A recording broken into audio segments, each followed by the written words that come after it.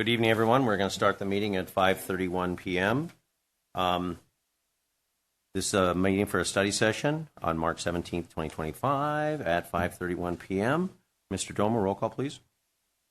Thank you, Mr. Mayor. Councilmember Crosby. Here. Councilmember Cashafagita. Present. Councilmember Lau. Present. Mayor Pro Tem Johnson. Present. Mayor Hepburn. Present. Tonight's study session is from Caltrans on the Foothill Boulevard Multimodal Project. That's a mouthful. Senior Transportation Planner James Santiago from the California Department of Transportation District 7 will be presenting. Mr. Santiago, please come forward. Good evening. I'd like to make a quick correction. James Santiago is our Community Engagement Coordinator. I am Benjamin Medina. I also hold the rank of Senior Transportation Planner. I was just testing to see if you knew who you were and making sure that you informed us that there was a correction. So we're never wrong. So, no, that's great. That's great. You want to introduce everyone that's here from Caltrans, please? Yes, please. Of course. I have with me the Transportation Planning Deputy Director, Marlon Regisford. I also have Martin Wynn, who is our engineer for this project. We have Nader Abdelmalik. He is our project manager, who will be taking over after this phase concludes. And, of course, we have my direct supervisor, Romy Estrella. And this comprises the Complete Streets team and the project as a whole as part of the Caltrans District 7. I did want to take a quick second to introduce Marlon, if you could say a few words about the project and, of course, what our objectives are here. Thank you. Marlon, it's been, what, a week? Maybe a week and a half. But maybe a week and a half. He's on the Gold Line Authority with me. He represents Caltrans, so we've gotten to know each other, and he's been a great help to our city and our city manager, and letting us know how Caltrans works and what he does to help us. But thank you. Let's proceed. Yeah, absolutely. Thank you, Mr. Mayor. My name is Marlon Regisford. I am the Deputy District Director for Caltrans District 12 Planning and Local Assistance Division. I'm happy to be here, happy to support the council and our presentation that we'd like to provide this evening regarding the Complete Streets improvements on Foothill Boulevard. And just a general statement here, this is a part of our ongoing efforts across the district, and our District 7 covers Los Angeles and Ventura counties. We are trying to make our state highway system, which also includes our conventional highways, to make them more safer, more accessible, and that includes not just vehicular mode of travel, but also bicycle, pedestrian, and other modes of travel as well. So this is an effort that we want to bring to the council tonight, just to see, of course, what thoughts, questions, concerns, or additions that there may be to this project. We're very happy to receive any sort of feedback that the council may have tonight, and we're very much willing to take any questions and comments regarding the project and what can be made the best for the city of La Verne. So with that, I just want to thank the council again for taking out the time to listen to us this evening, and also for those in the audience. We appreciate your opportunity to share this time with us as well. So with that, I'm going to pass it over back to our Senior Transportation Planner, Mr. Ben Medina. Go ahead, Ben. Thank you, Marlon. Thank you for those words. Good evening, everyone. Thank you for convening for this special session to discuss this project. I'll try not to take too much of your time so we can get down to the questions and feedback for this project.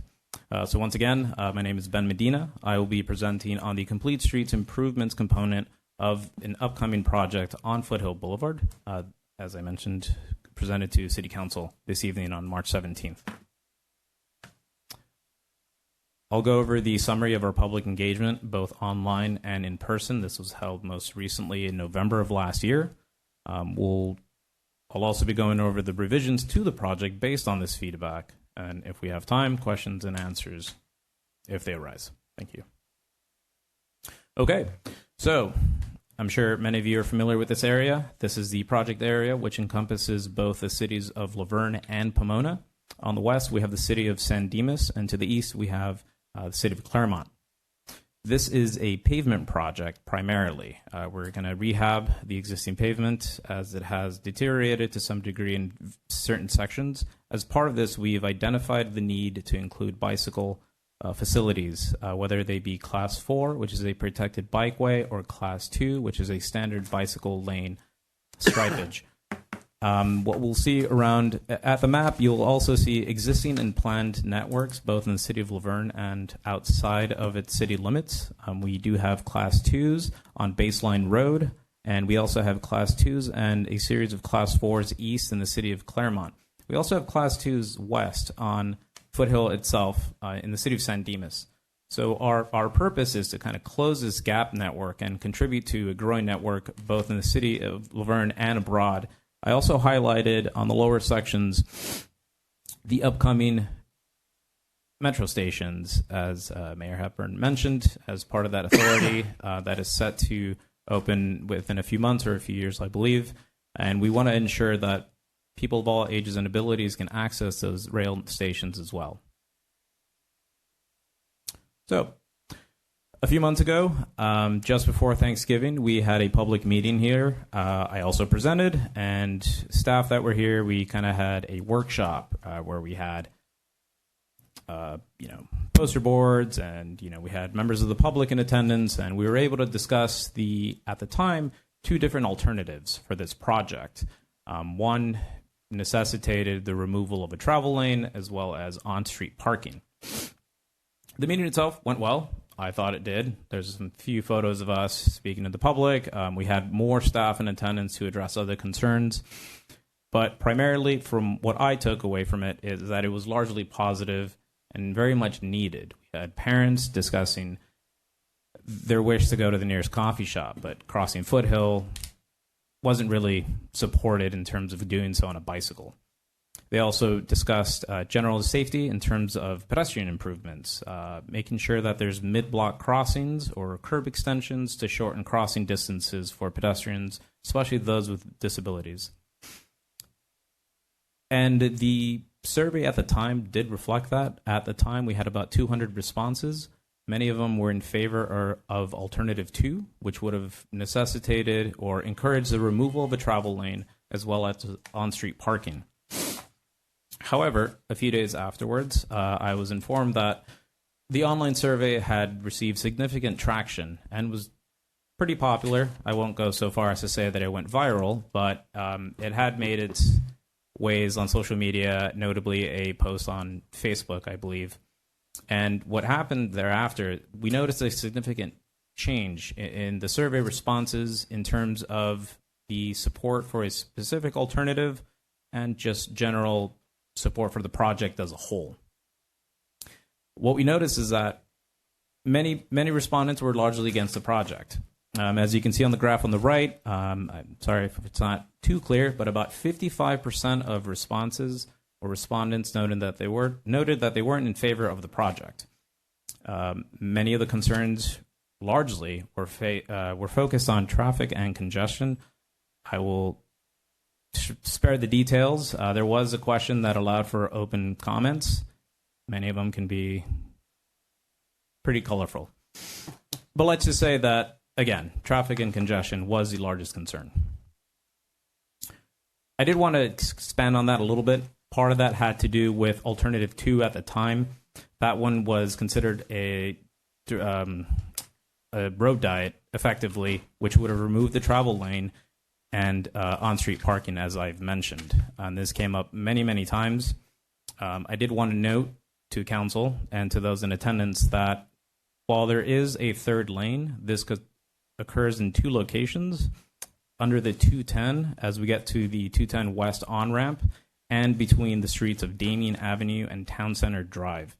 I also want to note that this third lane, which is only in the eastbound direction, only occurs within the city of Laverne. In the cities of Pomona, it is 2 lanes. The city of San Dimas and Claremont, it is also 2 lanes. And as I mentioned, another concern was the existence of on-street parking. Parking is a very important thing, as there are many town centers in the area, as well as apartment complexes, specifically between the cities of Laverne and Pomona. This, and as I've noted, this is present between Bradford Street and Williams Avenue. That being the case, the survey did allow for ranked choice voting. In previous surveys, there have been an issue, or in our analysis, it may seem as though a project isn't supported at all, whereas we did want to give people the option to have a second choice, not just a denial of the project or choosing not to do so.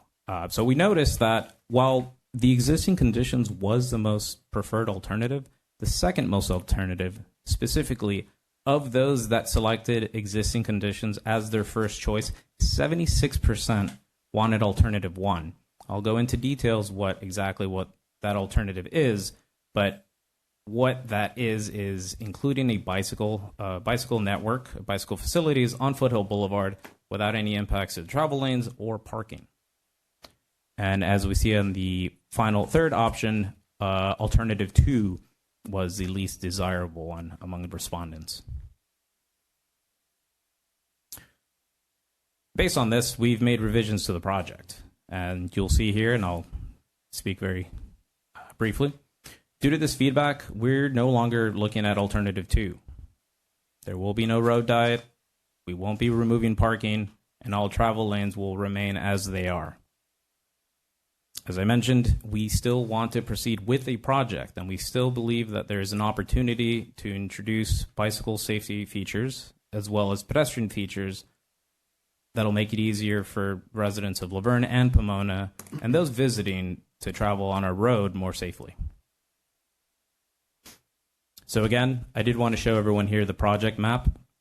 We've broken it up into 4 segments. On the following 4 slides, I will be showing you the existing conditions in a cross-section, as well as what we designed or what we have intended for alternative 1.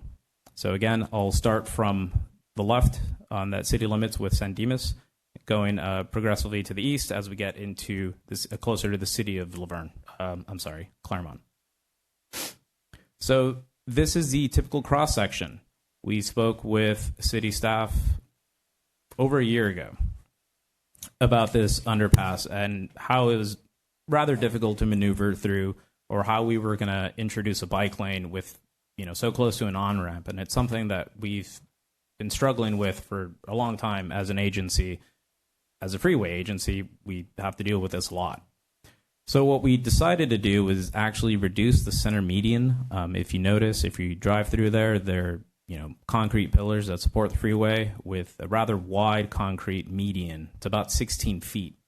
What we're going to do is reduce that by about half. It'll be 8 feet. And what we can do, as you can see on the right for design alternative 1, we're going to introduce a Class 4. Class 4, again, is a protected bikeway with a vertical element. Oftentimes, we have plastic bollards.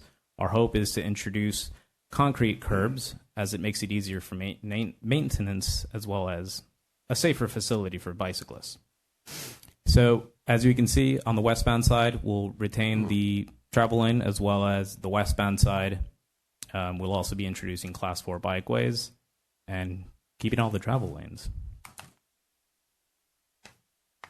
This is the typical cross-section. This is entirely within the city of Laverne.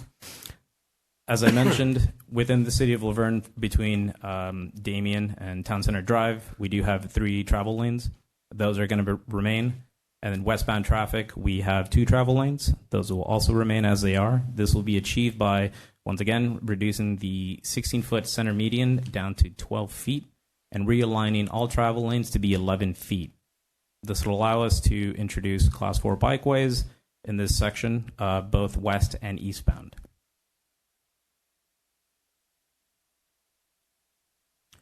This is the third cross-section. This is between the cities of Laverne and Pomona. We noticed that there was a lot of feedback. As I mentioned, there was a lot of on-street parking that exists and is often utilized, both in a field visit, Google Maps, and members of the public stating as such. And as such, what we did is actually we are also reducing the median, as we have with all aspects of this project. However, we will be keeping the on-street parking as it is. So for this segment, I don't know the streets exactly, but we will convert this portion into a Class 2 facility, which is just striped bicycle lanes. Again, we will be reducing the median from 16 feet to 12 feet, and then we'll have 6-foot bike lanes. This is the minimum requirement for on roads that exceed 40 miles an hour. And I believe the road on this stretch is 45 miles an hour. So once again, this is a perfect opportunity to look at the design and note that parking will remain and travel lanes will remain. Finally, I did want to show Pomona. I know this is outside of the city limits, but people don't just stop traveling because they hit the city limit. This is also the entirety of our project limits. So I did want to show council today that we also plan for improvements within that city as well. Within Pomona, as I mentioned previously, they go back to having 2 lanes of traffic on each side, and they do have a painted center median. It's a 2-way left turn lane. It was a little easier to reduce in scope, so we've reduced that from 14 feet to 11 feet. They don't have traffic on the northbound side or the westbound side of their road. I believe it's used as a fire lane, so parking is prohibited. They do have traffic on the parking on the southbound side. I believe they have a mobile park and a church. We were noted that it is heavily used during the weekend, so we wanted to be mindful of that. So what we've done is by reducing the median once again and by standardizing all travel lanes to 11 feet, we are able to keep or introduce a Class 4 bikeway while retaining parking. On the westbound side, since parking is prohibited, we can introduce a Class 4 bike lane as well. And so what is achieved is maintaining all travel lanes and having little to no impact to on-street parking. I hope you liked it. That's it. Thank you. Thank you very much. I just have a real quick question before we go to public comment. We've been in D.C. and also Sacramento with the budget cuts. I know that Caltrans is a separate agency, and one of the deals that the present administration, the Trump administration, they're not really into active transportation. Is that going to affect this project, or your funds are already secure for this? Because I'm just curious how your funding mechanism works, because their big focus is to basically wipe it out. I was just curious, Marlon. I don't know what. It was just a question. I mean, it's been a big talk, and they just cut funding last week for capital requests 100%. I mean, they just shaved it with a surgical knife. So, and their big focus was one of the things is the active transportation. They're not really into it, basically, is what it boils down to. So I don't know how that affects Caltrans funding and what we're looking at doing here in our communities. Thank you for your question and your comment. I will immediately defer to Marlon on that. Yeah, before we start this, because we may just go, hey, let's go have a drink on St. Patrick's Day because it's over already. Not quite Okay, over. good. And thank you, Mayor, for that comment. What I'll say is this. This project is programmed, or it's planning to be programmed in our SHOP program, which is our State Highway Operations Protection Program.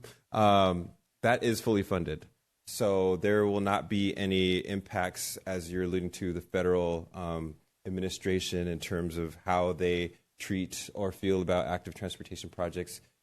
That will not affect this project that we have programmed right now. Great to hear. Thank you very much. Thank you. Thank you. With that, we're going to open up public comment. Do we have anybody who wishes to speak on this item? Ms. Beauchamp. We're going to have people come up, and then we'll save the questions, and then you can answer when we're done after people have comment.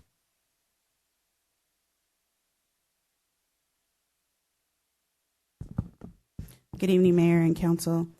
My questions, number one, he spoke of reducing the center median that is directly under the 210 on-ramp when you're traveling west on Foothill Boulevard.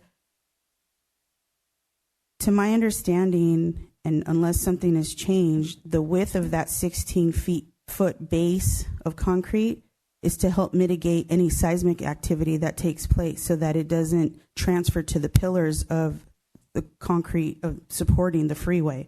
Number two, I understand that we want cyclists to be safe, but if you look at the cyclists who are in large numbers, they generally travel on Baseline Road rather than Foothill Boulevard. City of Claremont went through this project already, and I don't know if any of you have driven through there recently, but you can see the tire marks that cars have gone up and over kind of crashed, so to speak, into those curbs that we all think will protect the cyclists. And, that was done at some cost. I mean, their landscape, they have drip systems, the whole 9 yards. One accident actually occurred where it went over that curb and into a fence, which is the backyard of a home that is adjacent to Foothill Boulevard. So I don't want people to feel a false sense of security with this separation if there were to be some kind of concrete curb between the bike lane and the travel lanes of the vehicles. Also, I feel that for me, I drive a large SUV. Those lanes are extremely narrow. And you get trucks. Foothill Boulevard has numerous businesses between San Dimas, Laverne, and Claremont for travel, especially when they exit the freeway. So you're going to have full semi trucks traveling in much more narrow lanes. So I think these are all things that need to be considered before making a decision. And if he could address the seismic activity, thank you. Thank you, Ms. Beauchamp. Any other comments or questions? Yes, Ms. Berry.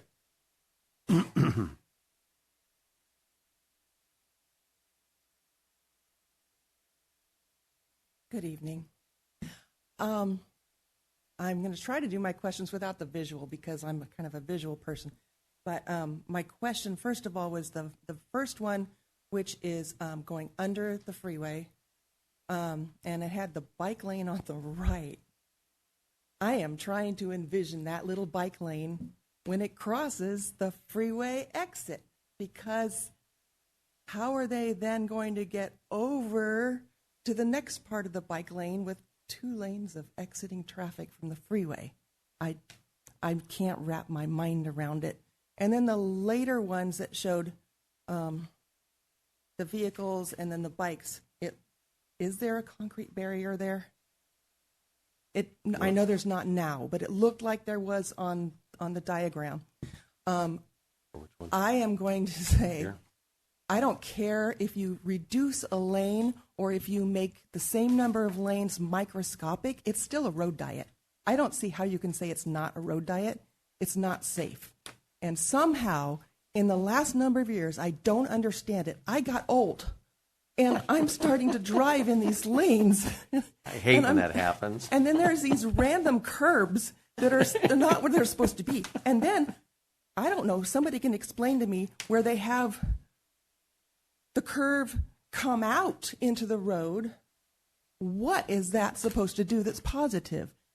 I don't find this progress at all. I find it confusing. I find it dangerous. And I would love to know the statistics in the cities that have already done it as to the increase of accidents. My mom just spent $4,000 on her car because as she was turning a corner, she went over one of those curbs. And Pam, your mom should not be driving anymore. You have to tell her that. Okay. yeah, then I can't either. That's a whole nother issue. I took it away from 2 parents. Believe me, I'll do it with Right. Mom. Okay. Well, it cost her a lot of money, and it just stripped the bottom of her car. But anyway, I did the survey, and I know that a lot of the people that have talked to me have said that they were extremely against it. Some of them couldn't come tonight, and they had talked about before the freeway how bad traffic was on Foothill because it was kind of the dumping of the freeway, and that this would just make it that much worse to get, 5 blocks. I did the survey, and I felt forced to pick an alternative. If I had the option of saying, what do you think? It would have been, don't do it. Please don't do it. It's going to make our city something dangerous. Thank you, Ms. Berry. Anyone else wish to speak on this item? Please.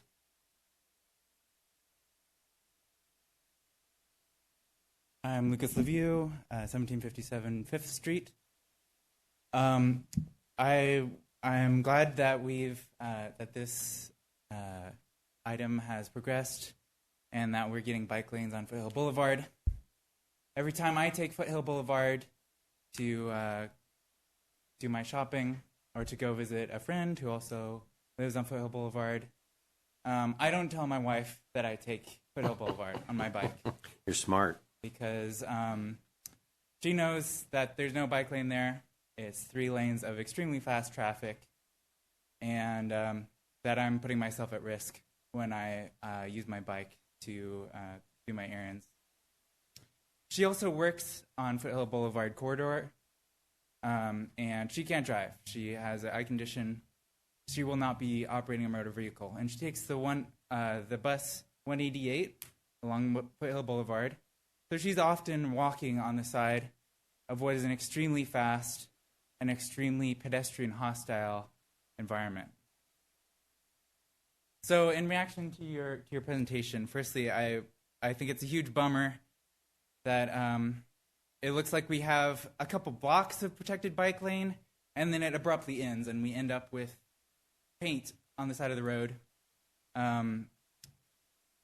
The discontinuity in protected facilities will mean that bicyclists will not use them. It will, even if there's paint on the road, that's not real protection. But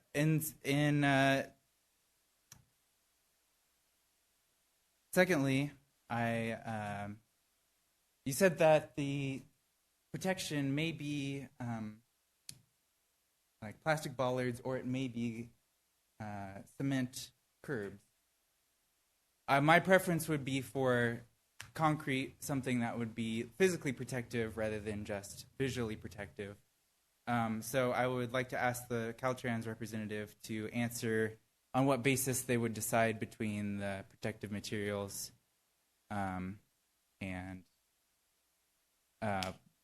I commend Caltrans for doing this project, and I'm disappointed that we weren't able to create a protected bike lane to make Foothill Boulevard more safe.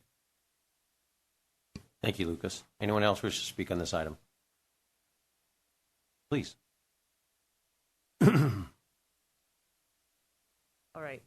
I'm also very excited to see at least some progress in this area. I'm Chantal Stieber. Foothill is currently a really dangerous corridor for bicyclists and pedestrians in particular. At the Active Transportation Committee meetings, this is the constant area where deaths are reported in our city, and so that is of huge concern. The current setup is bad for business. As the previous person commented, I avoid Foothill. I don't go to those businesses because I cannot bike safely to those businesses. So when I have to bike, I end up going on the sidewalk, which is not a good solution. With regards to parking, I think it's unfortunate that we as a city are subsidizing parking for businesses and private entities. With regards to lanes and traffic, proper bike protection ends up with more people in less space. So actually it can help with a lot of the traffic concerns. We also end up often seeing older people, for example, those with mobility aids, using protected bike lanes. It's slower, it's good for business, bicyclists stop, and if we see something in a store window, it's much easier for us to just pull over, go buy something that in a car we would have completely missed. Finally, my biggest concern, again, Alternative 2 looked so wonderful, but Alternative 1 has reasonable components. Again, I would like to echo the concern about the area where the parking is maintained. In particular,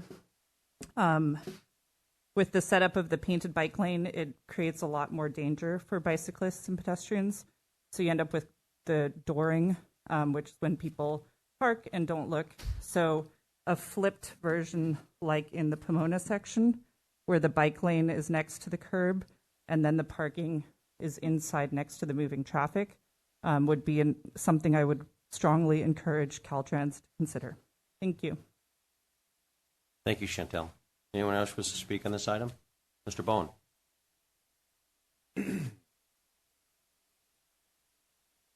Evening, Council. I'm sorry I missed the presentation, but I did see the first one. And all I want to say is that if it has any intent of narrowing Foothill, it's already a mess. You guys all know it. You drive it all the time. All you have to do is go to Claremont See what they did. They put in those side bike lanes. No one's ever in them. And all they did was ruined the traffic. There's more cars than bikes. And Foothill is just an awful place to do this. I don't even know why anybody would consider it. Baseline is, 2-3 times as wide? The bikers are up there all the time. No problem. You're going to narrow someplace, I'd certainly suggest you look up there. Thank you. Thank you, Mr. Bowen. Anyone else wish to speak on this item? Please.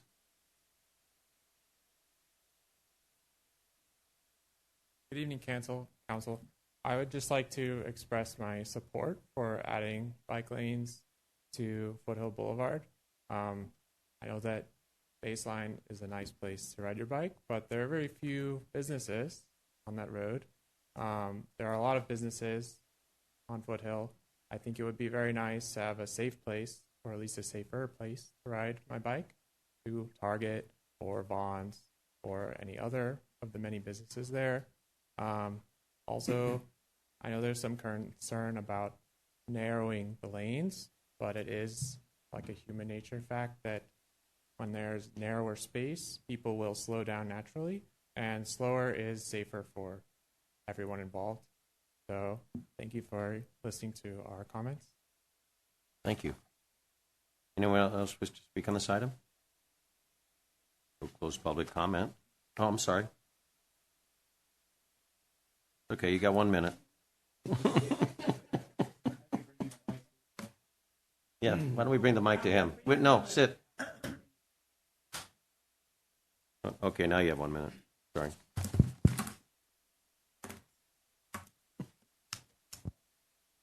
All right.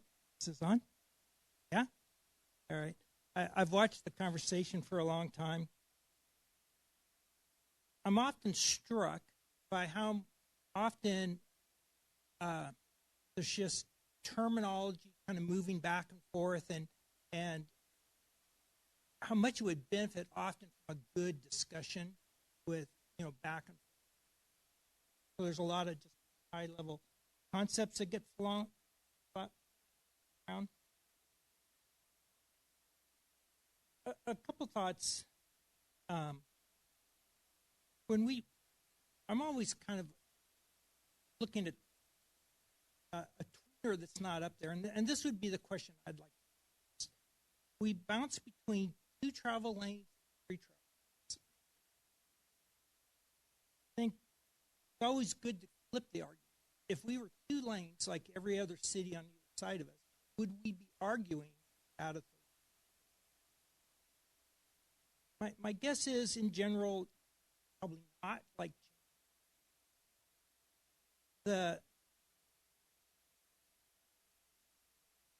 when we talk about are we looking for traffic flow and smoothness of flow and safety? And if so, my question would be, is 3 travel lanes on one side with buses stopping to do pickups, people stopping in the middle of the travel lane while they wait for pedestrians crossing on a green light before they can make a right turn, people diving over into the other 2 lanes, is that safer and better traffic flow than 2 through lanes with periodic right lanes for buses to get over and do pickups, cars to get over and make right turns?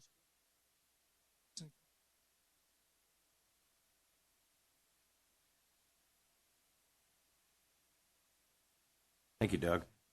Anyone else wish to speak on this item?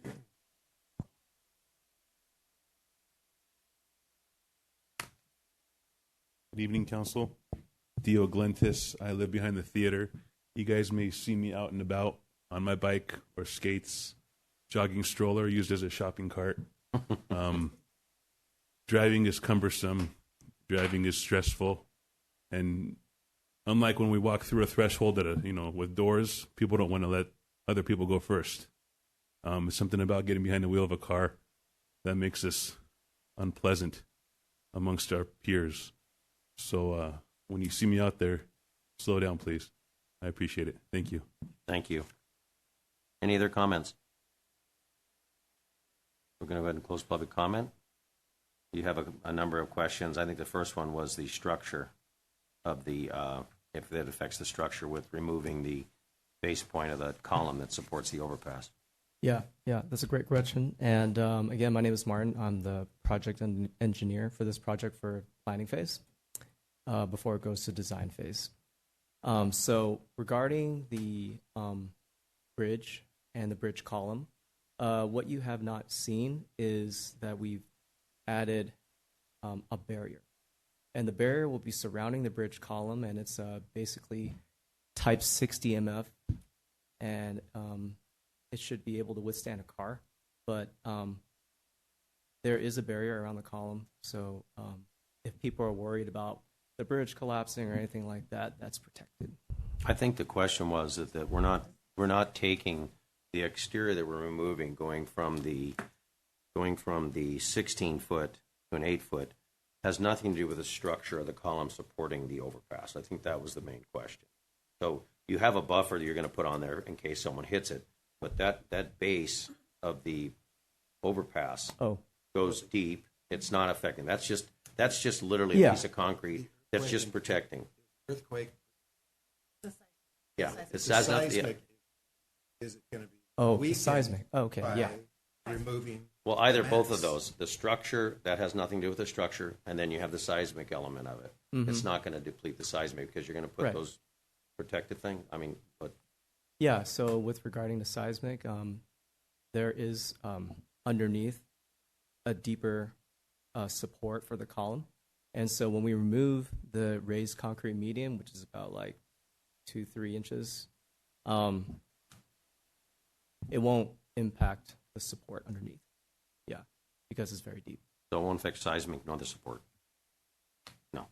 Yeah. 100%. Mm-hmm. Okay. That's perfect. Another question was the buffer. You're not done with that, is that right, Steve? Okay, I want to talk the buffer, because the buffer, you're basically taking the buffer, and that becomes the bike lane, the 3-foot class 4 protected. And that was a question that was, I think it was Danita, about the safety of that, or it was Pam, the safety of that area. That was a concern because you've got such a combination of things coming into that as you're coming, basically the eastbound lanes coming in, and you've got the on-ramp to the freeway, the protected of that bike individual on the bikes coming through there. How's that gonna work? Because you're going, obviously now you have a bike lane. Mm-hmm. You have to cross over where that on-ramp is to the freeway. The on-ramp, off-ramp, the off-ramp. The off-ramp. And then the other side would be the on-ramp. Yeah. How's that protection there? I mean, you're going to have to, signalization, you're going to have to be very careful as you cross that, as people are whipping onto the freeway and coming off the freeway. Yeah, so... And that coming off the freeway is like, it's fast. Yeah, so with regard to the on and off ramps of the freeway, they're primarily at the beginning of the project. And so... around the bridge area, and basically what we're going to do is, it has a lot to do with the striping and the color of the striping. So there has been proposed striping where it's green and it goes through the crossing from one side to the other, so that the bicyclists, not only can they see it, but the cars, as they go over it, they'll be able to see and to detect that as well. So there is striping that's green, and it's in the project. So, is there going to be special signalization or traffic signs that say, "Hey, it's a stop sign," but you're not going to say that we have, a protected bike lane here? Because again, the off ramp and the on ramps are probably some of the most dangerous areas in Laverne. Whether it be pedestrian or bicyclists, you never see many bicyclists, but you do see pedestrians every once in a while. Those are probably the two most dangerous areas in Laverne. So, some make sure that we have some type of, marking, because paint doesn't protect people from an accident. Right. I mean, it just doesn't. But the signage and stuff does. Yeah, because we do. The blinking that, hey, pedestrian. Is there going to be any signalization when a bike comes into that? Are they going to have trip systems in there where the bikes come across? And is that going to be part of that? So Doug's better on that one. He's got the word for it, but it's the actual. It's like when a car comes up on the rings that basically trip the signals. Right. Then a cyclist comes into the queue in that area. Are those going to trip? Are they going to have that? Yeah. So this is a multi-asset project, and part of the other assets that was not mentioned is the TMS system. And so TMS, Transportation Management System, includes buttons for bicyclists, actually. So if a bicyclist were to cross, they have their own bicyclist button. It's going to be closer to the road, and all they have to do is press it, and then they're in queue. And so that's going to be also programmed. I mean, yeah, it's part of the project. Okay. Yeah. Well, that was, the nighttime. Yeah, that is, we do have lighting, but it's, Yeah. so Yeah. that's a good, we'll address it this way. Is there going to be more lighting in those areas for the nighttime cyclists? In terms of lighting, there is no additional lighting that's programmed in the project. What we do have for TMS is basically pedestrian push buttons are going to be upgraded. The bicyclists are going to have push buttons. The bicyclists are going to have their own green bicycle lane, along with those green markings at the on and off ramps. But in terms of street lights, no street lights. Yeah, just existing street lights. There's some lighting there currently, not mistaken, but maybe something under the bridge area, because this might be something to look at, if you could, please, to look at lighting in there and really take a real close survey of that, because that is, like I say, it's probably one of the most dangerous places as far as on-ramp, off-ramps, and we're going to mix cyclists in there now with protected lanes, but make sure that if there is lighting, maybe do a lighting calc and see what we've got there, because Okay. I'm not sure what it is. But Okay, noted. But I have to wonder why we weren't looking at Baseline as the preferred transportation corridor for the bicyclists. I mean, when the 210 freeway stopped in Laverne, Baseline was widened much more than it would normally have been to accommodate all the traffic from freeway just dumping off in the city of Laverne.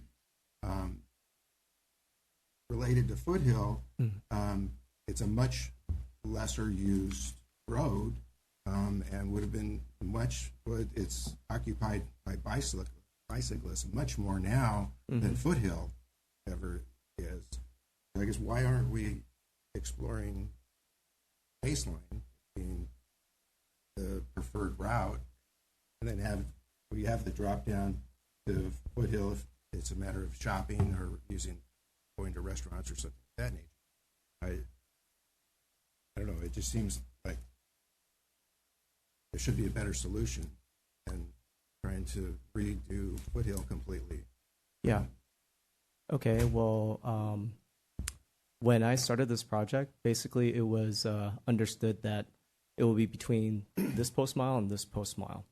So from the beginning, which is where the 210 freeway is, all the way to Town Avenue. And that's the section that we're going to deal with. And I suppose every project has their own sections, but this is what I'm responsible for, just that piece. Oh yeah. Thank you for the question. I appreciate you asking this question. One thing I want to make sure that the council is aware of, at this point in time, Route 66, which is Foothill Boulevard in the city of Laverne and other cities as well, is within Caltrans jurisdiction. I know when the 210 freeway was constructed, Baseline Road, from what I understand, if not all of it, most of it had reverted to the local jurisdiction. So Caltrans does not have jurisdiction over Baseline Road for the most part at this time. So that's why we're focusing our Caltrans efforts on Foothill Boulevard, which is within our jurisdiction. Hope that clears things up. Actually, you brought up another point. It's on my, and where's our buddy Bill? He would definitely tell you the area between Live Oak and Fruit is under the jurisdiction. It's multiple jurisdictions are involved in that. Right. So I mean, I just would concur with my colleague regarding the need for a much better need of what we've seen there. So if that's the case and Caltrans is still involved in that, definitely need to look at that Yeah, we will definitely. Thank you, Councilman. We will Please. definitely look at that. You're right. There are multiple jurisdictions that have jurisdiction on a baseline road. So that's true. We will have to coordinate with our partner jurisdictions in order to deliver projects such as that. But some of those jurisdictions, as far as we're talking about, are the bend where it comes from Claremont into Laverne, and that was supposed to be turned over. And that's a process that we've been going through that's been taking forever, and there's a reason for that. And that's that section, that's the dangerous section, and there's a lot of conversation, but they're trying to transfer, and if I can, they're trying to transfer that over, get it out of county's hands from Caltrans, but that's that little section where we're having nothing but issue. We had a death there, and that's a hot button, big hot button. Is that correct? They're working on it, yeah, with Marlin, actually. Thank you, Mr. Mayor. This group. Just a real quick one. I mean, this is going through all the areas, Route 66, period, as a Caltrans jurisdiction. And there was brought some points about, Ms. Beauchamp had brought up some points about the size of the lanes going down. Noticing this, if they were to, on the design alternative 1, I'm just throwing it out there, can they reduce the planning strip to 10 foot, or is there a specific size that has to be that? That way you would give that drive lane for the trucks 14 foot, and you could spread out the drive lane on the two sides, on the northbound side, 12 foot and 12 foot. I mean, I don't know if that's, because you're redoing the whole thing anyway. Right. And the whole median strip's going to be redone too, right? Correct. That's correct. Is That's there something that we can visit for sure. Is there a minimum you have to have, or is it really just a buffer? It's You just mean a buffer. for the median or for the travel For the lanes? parking, for the planning strip. For the Oh, for the planning strip. I don't believe that there's a minimum, but we'll double check on that. Because if we could reduce that down, obviously you don't want cars coming into the lanes, but you're going to, on alternative number 1, what I would recommend, because of the fact that we've got big trucks that do come through here, is that give us more room on the inside lane. Coming in the north side would be adding a foot to each lane, or adding that inside lane for trucks. Right. Depending. I mean, if you could go a 10-foot planning strip, that would be great.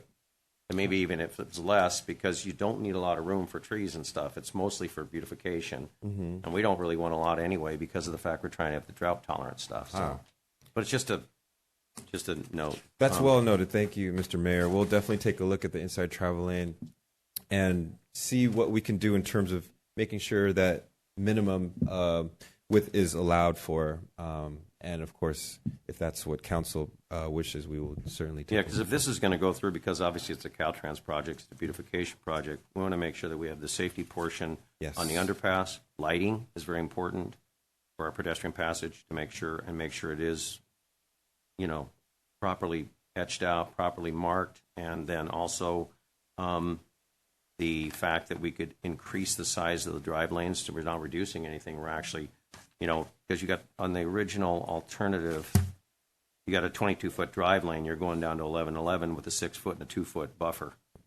So if there's any way that we could reduce that planning strip to give us more room on the northbound side and the southbound side, would be a very added for the trucks and the flow to give us more room. So both directions is the council. Yes, especially for Pam Berry's mom. So we want to make sure that we give enough buffer there. But yeah, I mean, you guys are going to do this. So just we'd like to make sure that we get all of our input from the residents. But the baseline road is a real problem. Agree, and we will continue to work with our partner jurisdictions on making a baseline road safer and more accessible as well. And the lighting comments are very well noted as well, especially under First Street at 210. We're going to take a close look at that and see how we can make sure that our lighting features are as visible as possible once they are constructed. So, thank you, Marlon. Any other questions? Rick, Mr. Crosby, sorry. Yes, I have actually a few questions. First of all, how long do you anticipate the project to take when you start construction? I'll pass this question along to our project engineer, planner. Hi. So basically, the project is ready for construction by around 2029. But how long will it take when you start construction? So you can start this year and it'll take 4 years?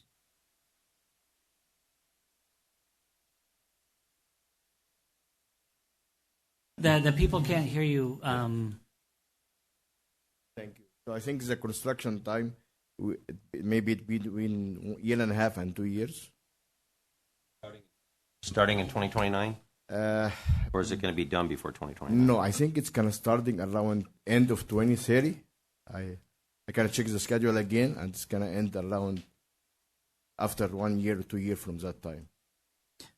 Okay. Okay. The second one is if you're changing the median, will the city have input on the landscape because you're taking out, there's already landscape in the median now. If you're moving it because of drought tolerance, we want to make sure it is acceptable and looking nice rather than just some stone concrete median. Right, of course. So for the median, there are some medians that are landscape, and there are some medians that are just concrete, and that's going more toward the south.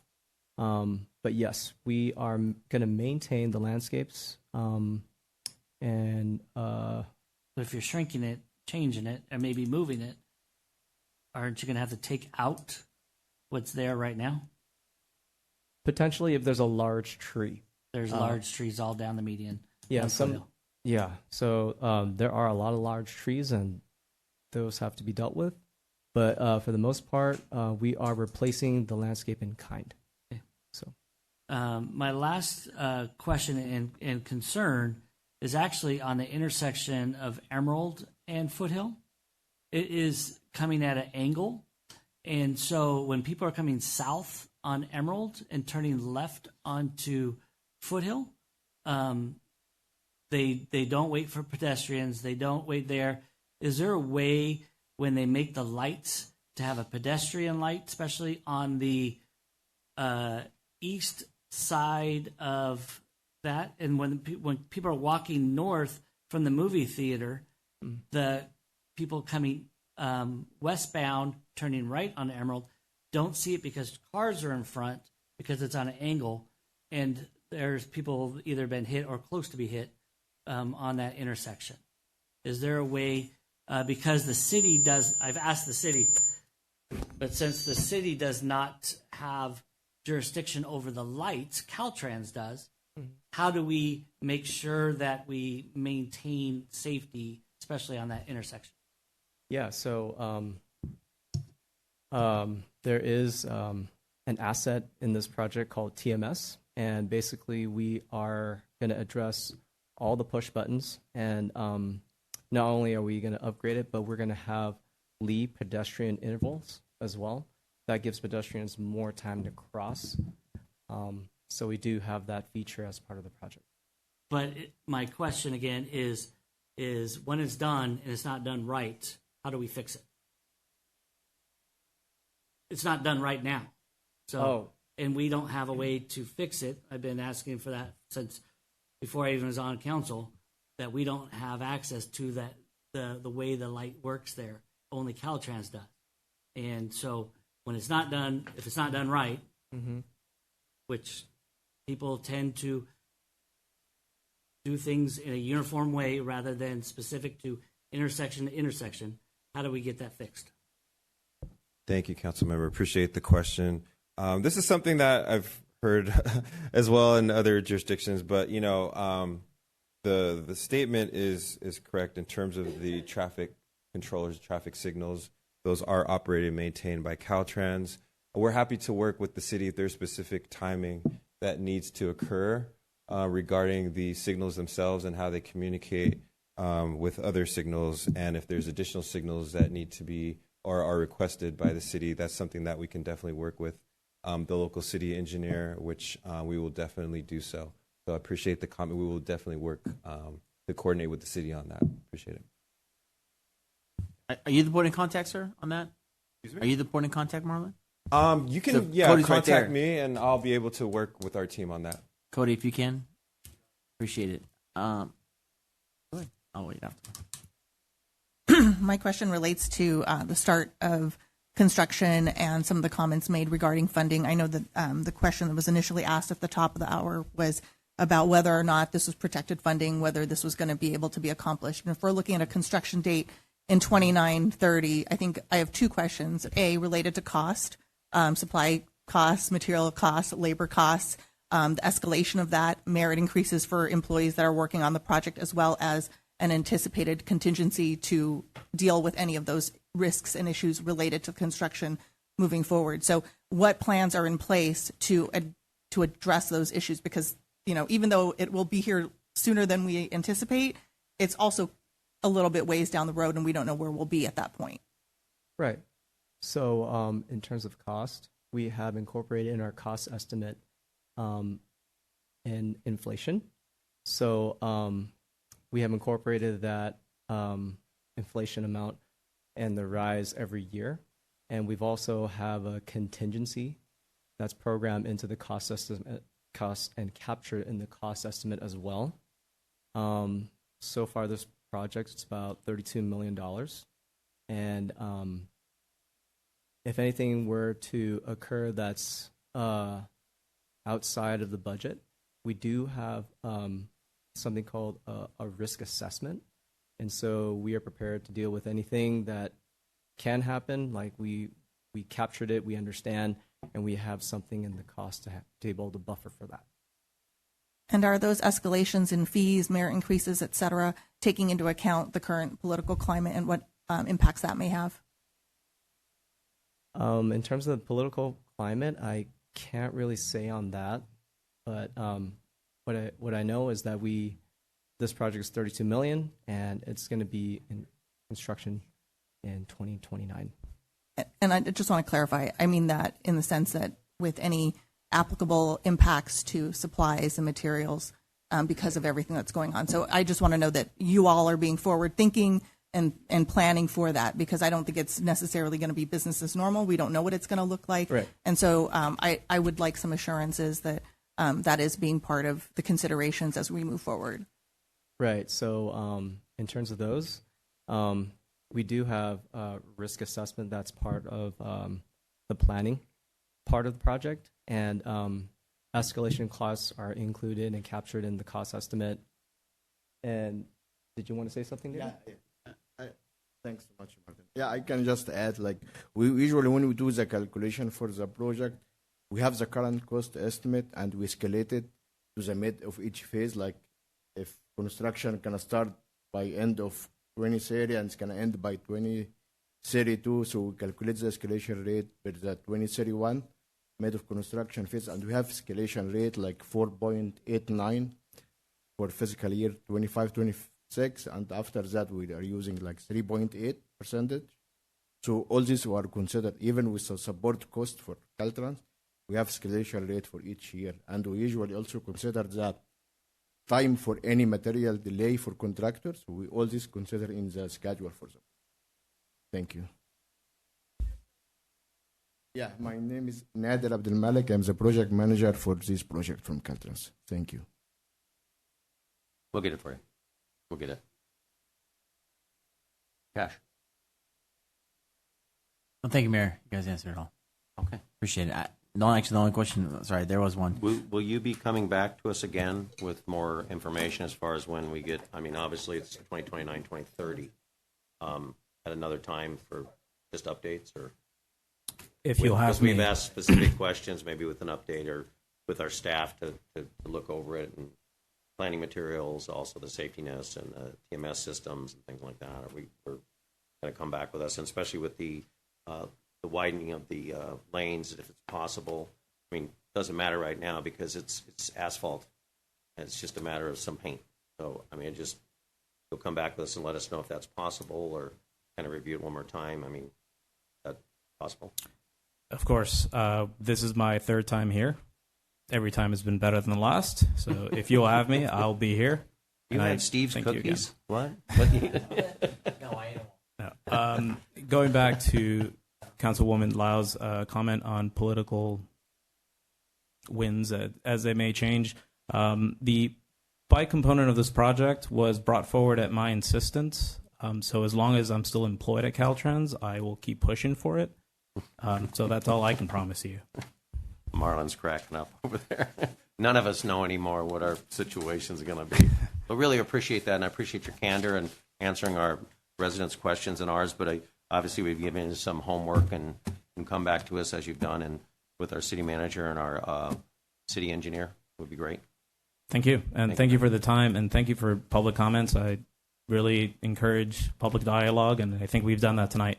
So thank you, everyone. Thank you very much. If we could get all the information, cards from you guys, so we could have it here for our residents and stuff, we appreciate that. Thank you very much. Very, very much. Thank you, guys. With that, I think we are going to recess for City Council meeting at 6:30. We're going to take like a 5-minute break, or maybe, yeah, we'll get back as soon as we can. We'll start the meeting as soon as we come back. We are recessed at 6:32 p.m. Thank you.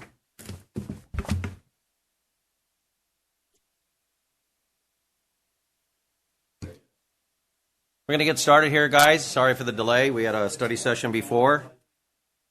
We are going to start the meeting at 6:46 p.m.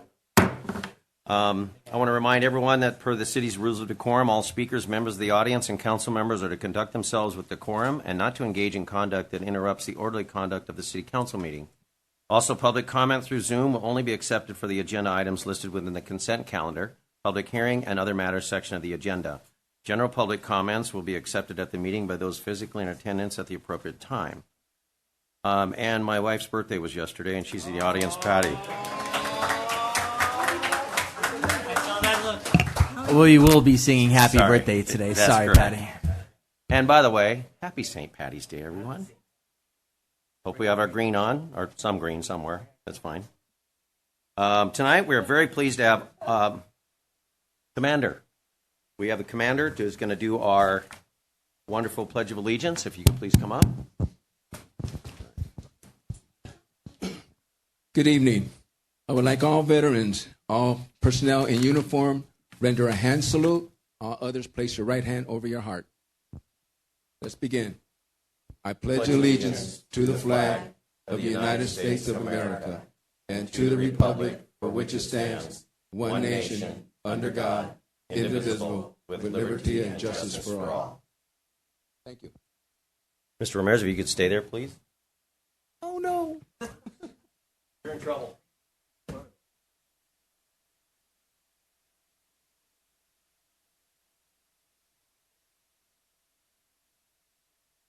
He did it. You got the mic. You know, we are always honored to have you today, but I want to take this time to let you know and let any other person that here in our city know that if you are a veteran of a foreign war, please come join these amazing Verne brothers and sisters here locally in Laverne. They do an amazing job. They're always there for us. And if you could support them in any which way, shape, or form, I ask you, as a veteran, humbly, if you can, please support our VFW Post 12034. Commander Phil, my Army brother, I'm always happy to be here in front of you. And I'm just so thankful that you're healthy, and our brothers are healthy, and our sisters are healthy that are there supporting us in our community.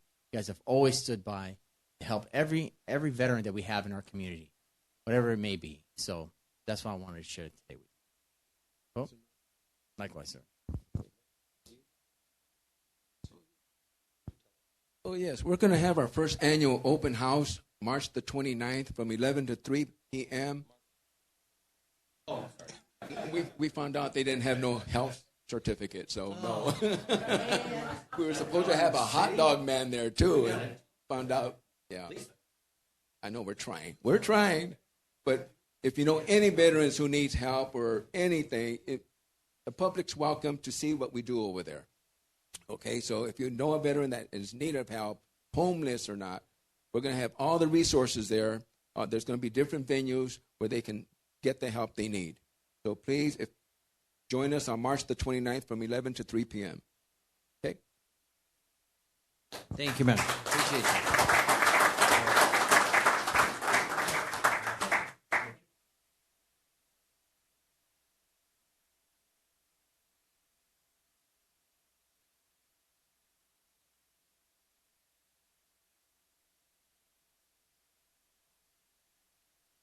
And whenever we give our poems, I'm going to give you my pin.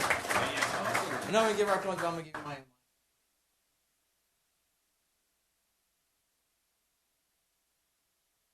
You got to work on getting coins. How much I love coins. Check here. I'll go make them right now.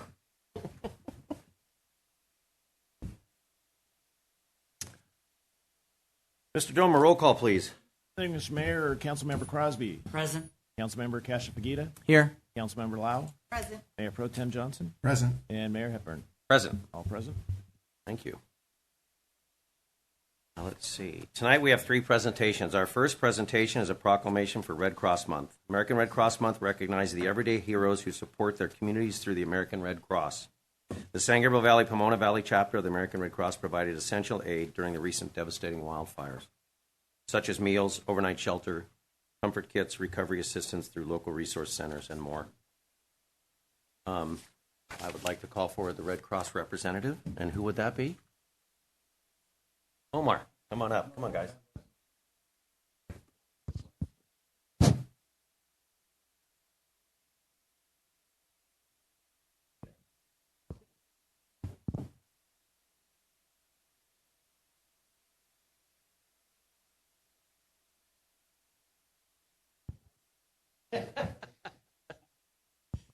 So this is what happens when you get older. This is what they give you because of my eyesight problem, but I have my glasses on tonight, so guess what? I don't need that. So, City of Laverne proclamation. Whereas during American Red Cross Month in March, we recognize the everyday heroes who support their communities through the American Red Cross. These dedicated individuals include volunteers who make up more than 90% of the Red Cross workforce, blood and platelet donors, financial contributors, those trained in life-saving skills, and countless others who provide vital support. Whereas since its founding on May 21st, 1881, the American Red Cross has played a critical role in supporting the nation's military personnel from the Spanish-American War, present-day conflicts in the Middle East, while also caring for veterans and their families at home. And whereas each year the organization responds to approximately 65,000 disasters, supplies over 6.3 million blood products to hospitals, trains millions in life-saving skills, and supports military personnel, veterans, and their families globally. It assists nearly 120 million people through disease prevention and disaster response efforts. And whereas the San Gabriel Valley Pomona Valley chapter of the American Red Cross serves 1.8 million residents across 44 communities, spanning 320 square miles. In times of crisis, including the recent wildfires, the chapter has provided essential aid such as meals, overnight shelter, comfort kits, recovery assistance through local resource centers, and more. And whereas the dedication of the American Red Cross inspires us all, reminding us to lead with compassion and care while emphasizing the importance of helping those in need. Now be it proclaimed by the City of Laverne that the month of March 2025 be recognized as American Red Cross Month, and encourage all of who are able to give blood and volunteer to help local communities in need. You can learn more about the process by donating blood online or redcross.org. Omar, would you like to say a few words? Thank you, Mayor. Thank you, Council. Thank you, everyone from the City of Laverne. I'm honored to accept this proclamation on behalf of the Red Cross, and I want to thank everyone that supported this cause locally as well. This proclamation is certainly a tribute. It's a tribute to all of our team that supports this community and works tirelessly, whether as Mayor said. Supporting disaster relief, supporting military families, and last but not least, life-saving training. So thank you, everyone, and for those who support us. Thank you very much.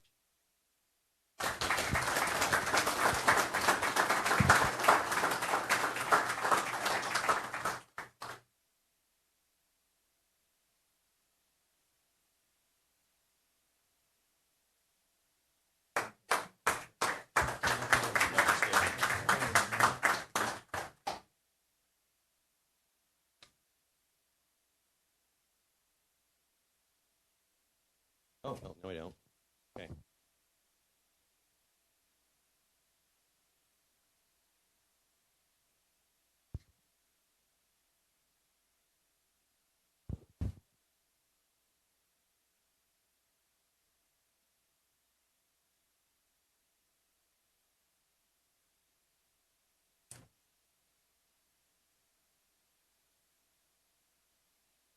Huh? Am I wrong?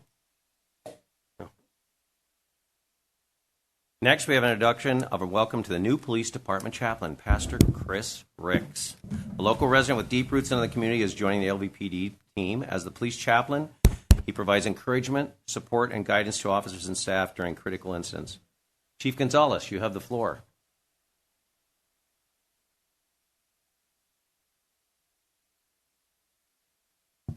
Thank you, Mayor. Good evening, Mayor, City Council members. Thank you for this honor to introduce Pastor Ricks. Our police officers are also here behind us here as he joins the Laverne Police Department family. As you mentioned, Pastor Ricks is a dedicated leader, excuse me, who's got deep roots within the community. I first met him at, I believe it's Pelota Park, but it was renamed, where he said an opening prayer for Little League. That's where I first met him. I threw the first pitch out. That's where I met him. But I'll tell a short story here in a little bit about how this all came to be. He lives here in Laverne with his wife Anita and their 5 children, which are at home. He's widely respected as a resident and coach for his commitment to mentorship and service.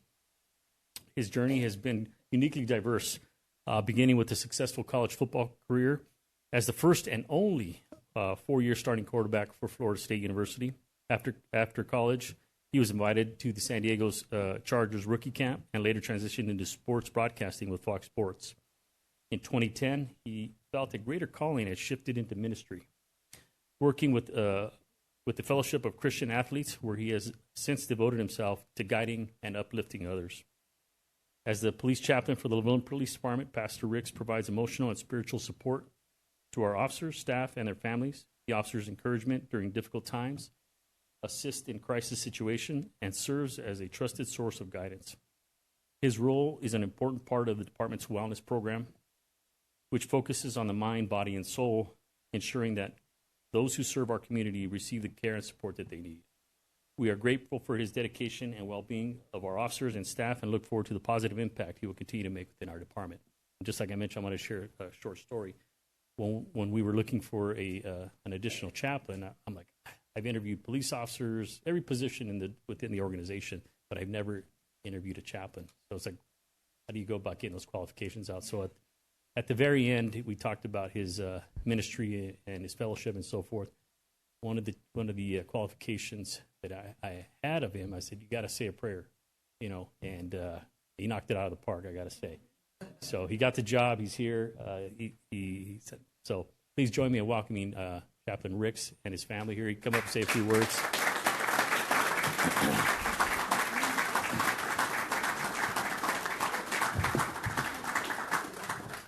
Welcome. Please introduce your family. Right here, and then, okay. All right.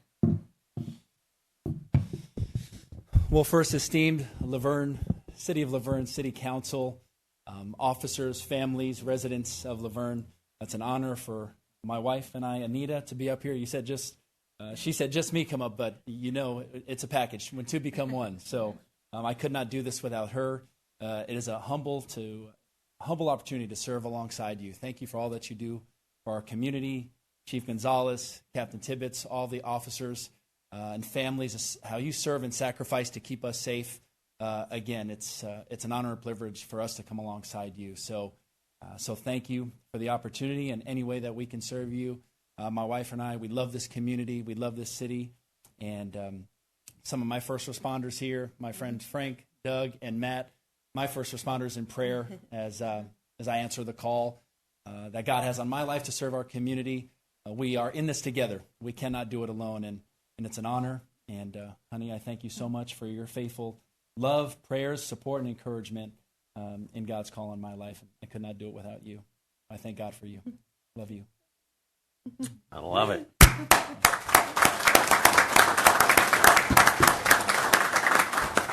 So with that, I have the honor of Chief Sam Gonzalez to humbly open us in our council meeting in prayer tonight. So I invite anyone who would like to join to simply bow your head with me as we gather under the words, "In God we trust." Heavenly Father, I thank you for every man, woman, and child in this room this evening.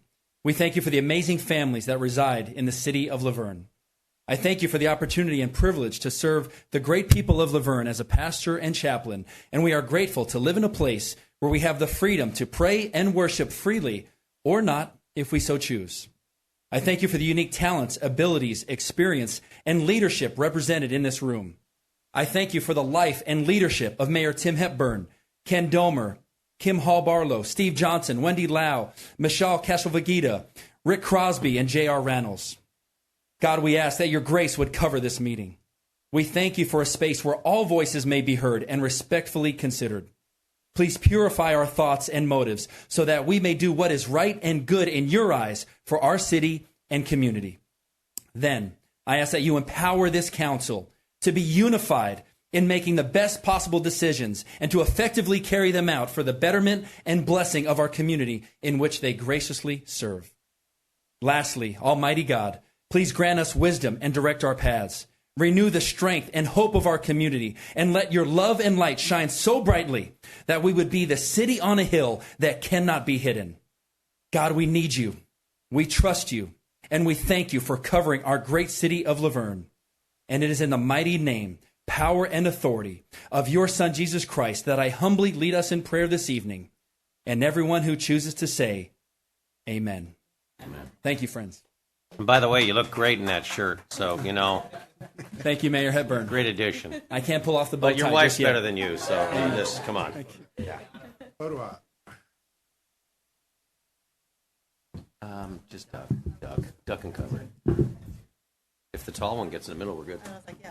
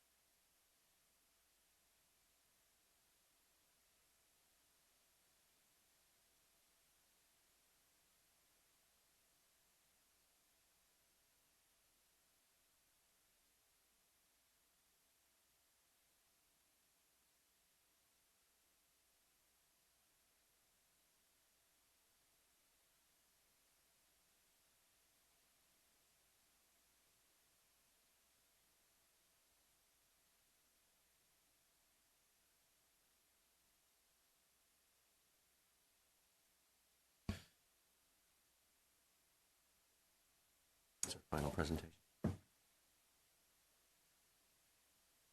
The final presentation tonight is a proclamation for Irish American Heritage Month.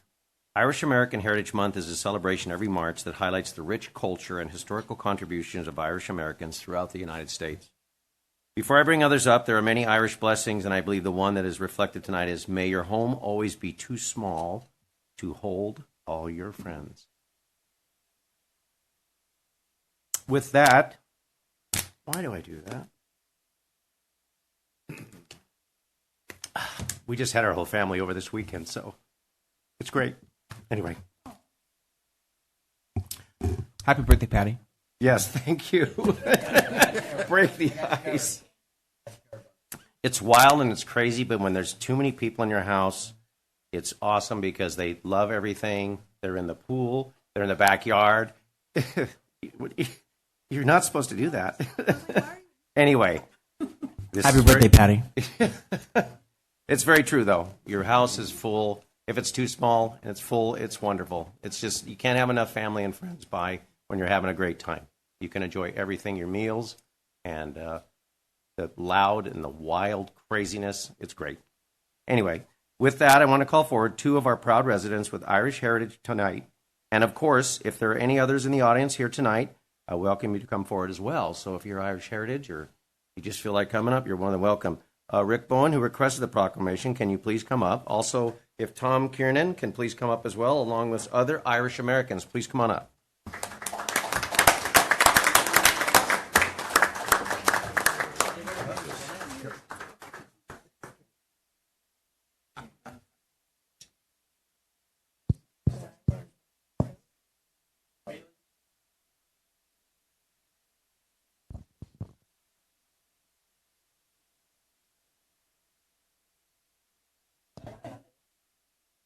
You know, and those that are wearing green can come up too. Come on now.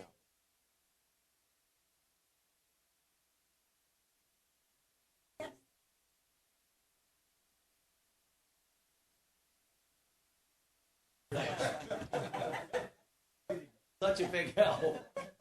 I'll just be reading one tonight. City of Laverne proclamation. Whereas Irish American Heritage Month, first proclaimed by U.S. Congress in 1991. There you are. Very good. Honors the visionaries and innovators who have shaped our nation's history and continue to influence our collective culture. And whereas Irish American Heritage Month is a celebration that highlights the rich culture and historical contributions of Irish Americans throughout the United States. And whereas California is home to over 2 million Irish Americans who contribute in invaluable ways to the fabric of our state and nation. And whereas virtually every American endeavor, from steel to biotechnology to literature, has seen improvement through Irish descendant hands and minds. Whereas the Irish American community of Laverne continues to play a vital role in the shaping and strengthening of the Laverne community. Now be it proclaimed by the City of Laverne that the month of March 2025 be recognized as Irish Americans Heritage Month. We encourage all citizens to recognize, celebrate, and support the contributions of Irish Americans, fostering a more inclusive and understanding community, dated this 17th day of March 2025.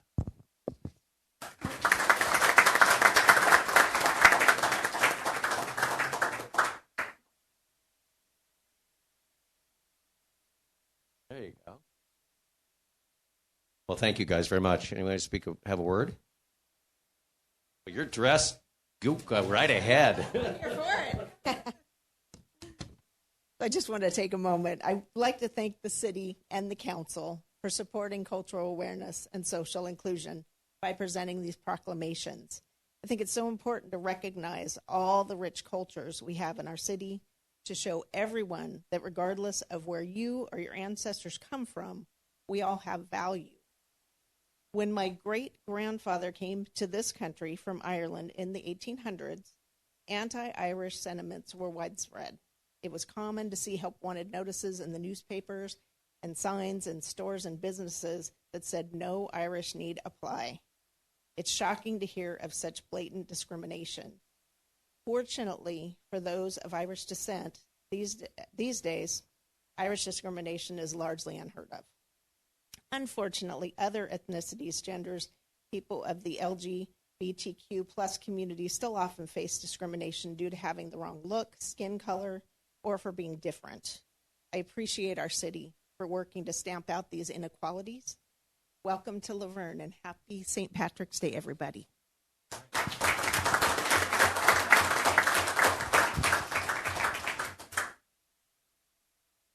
Council, thank you for the proclamation.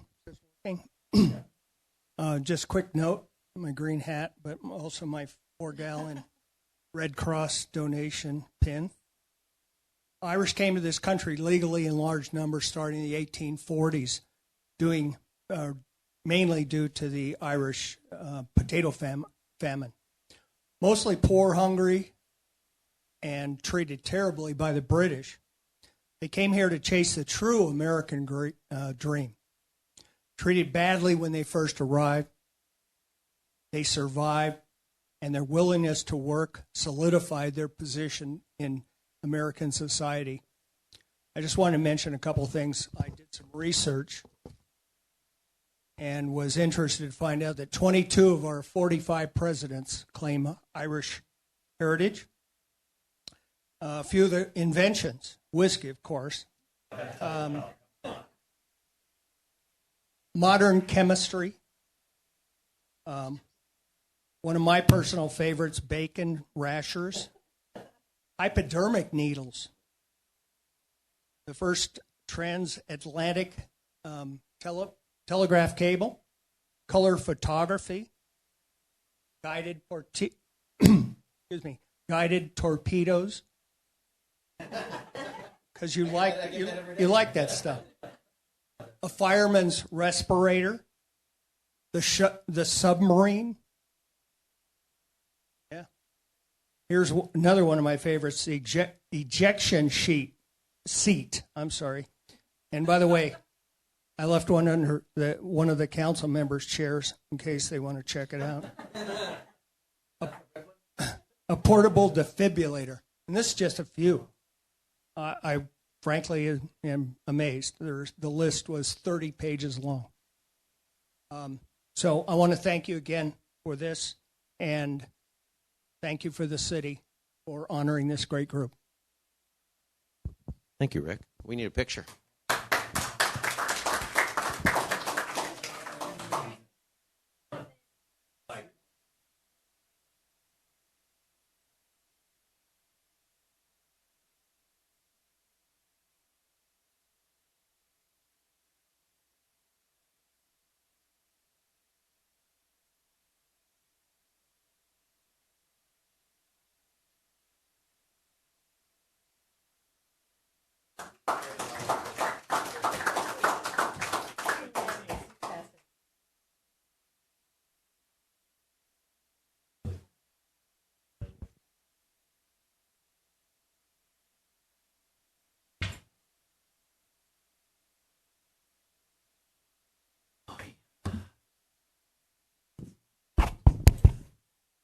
Oh, my favorite.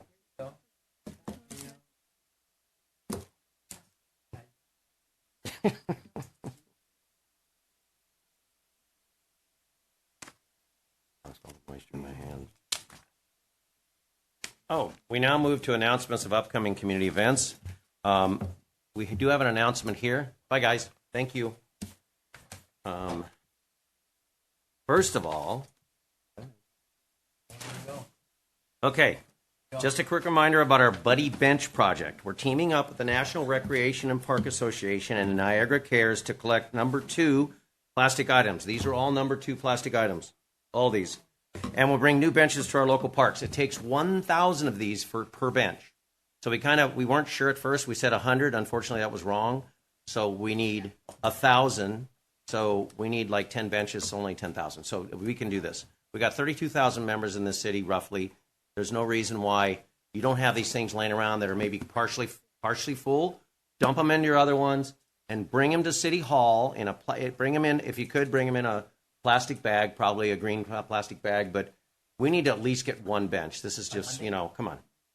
Money. It's actually, so, Wendy, it's your portion. You can drop them off here at the community center, but the deadline is next Monday, March 24th. So these were all from my house, like when I went rummaging through, so it's really easy to find.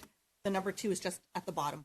It's still in the little triangle. So you probably have tons of these. Your shampoo bottles, if they're almost out, your hairspray bottles. Go look on the sink. Yeah. Number 2, shampoo, you've got cleaner, you've got laundry detergent, then you've got the pods that come in. So we just need everybody to do this. It's really important. We did a video just a little bit ago. We're going to post it on social media. So we want some benches that we don't have to pay for them.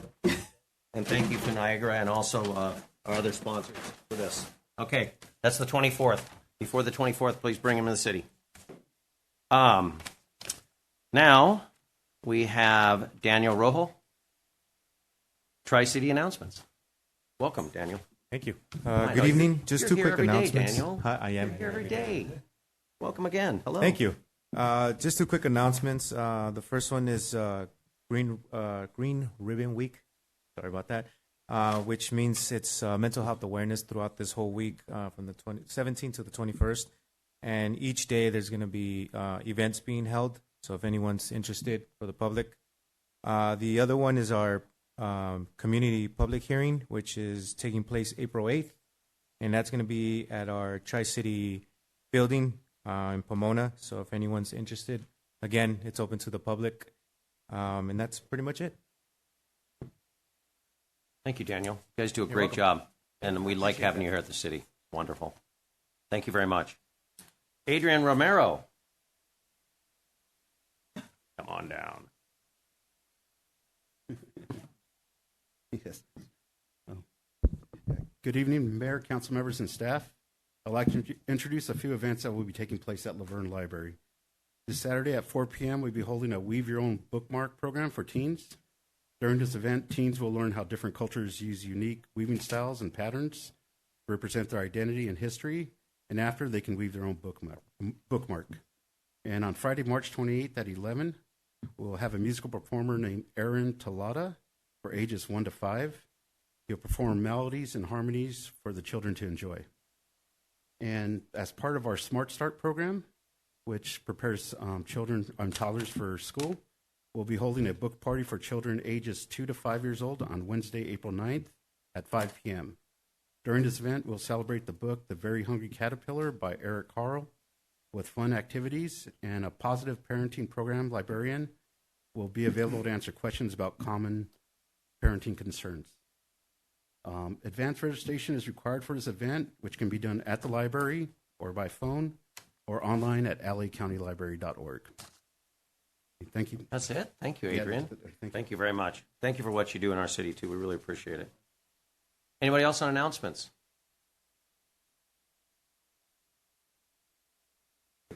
We should do it right now. Let's sing it.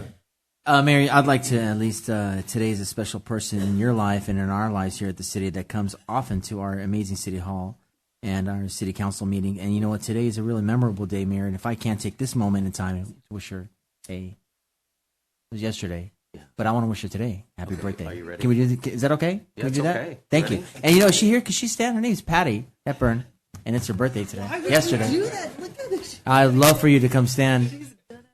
Yes, yeah, please. Please? I never asked for much. Have I ever asked for anything? I asked for a couple votes, but that was a few years ago. But now How many votes? a lot. I needed a lot. Thank God. Oh, you're making my life hell. Kellen's right there. Ready? 1, 2, 3. Happy birthday to you. Happy birthday to you. Happy birthday, dear Patty. Wonderful wife of Tim Hepburn. Happy birthday to you. All right. Yeah. Thank you. Now, I will say that we missed a birthday because someone was gone. I think he was deployed or somewhere, which would be Mr. Cashafagita. So, in turn, it is time to sing happy birthday to Mr. Cash. Thank you. So, on 1, 2, 3. Happy birthday to you. Happy birthday to you. Happy birthday, dear Cash. Happy birthday to you. There you go. Okay. Anybody else? Okay. Any? Yeah. Wasn't it Captain Tibbetts? Happy birthday, did Captain you guys Tibbetts. wish him? We'll save you the sing. Okay. Okay. I didn't forget. We don't want to shock you and make you leave. No. We got to keep him, man. Any other man. announcements? We're going to close announcements. Thank you for sharing announcements. We'll now move on to the consent calendar. All items on the why am I sweating?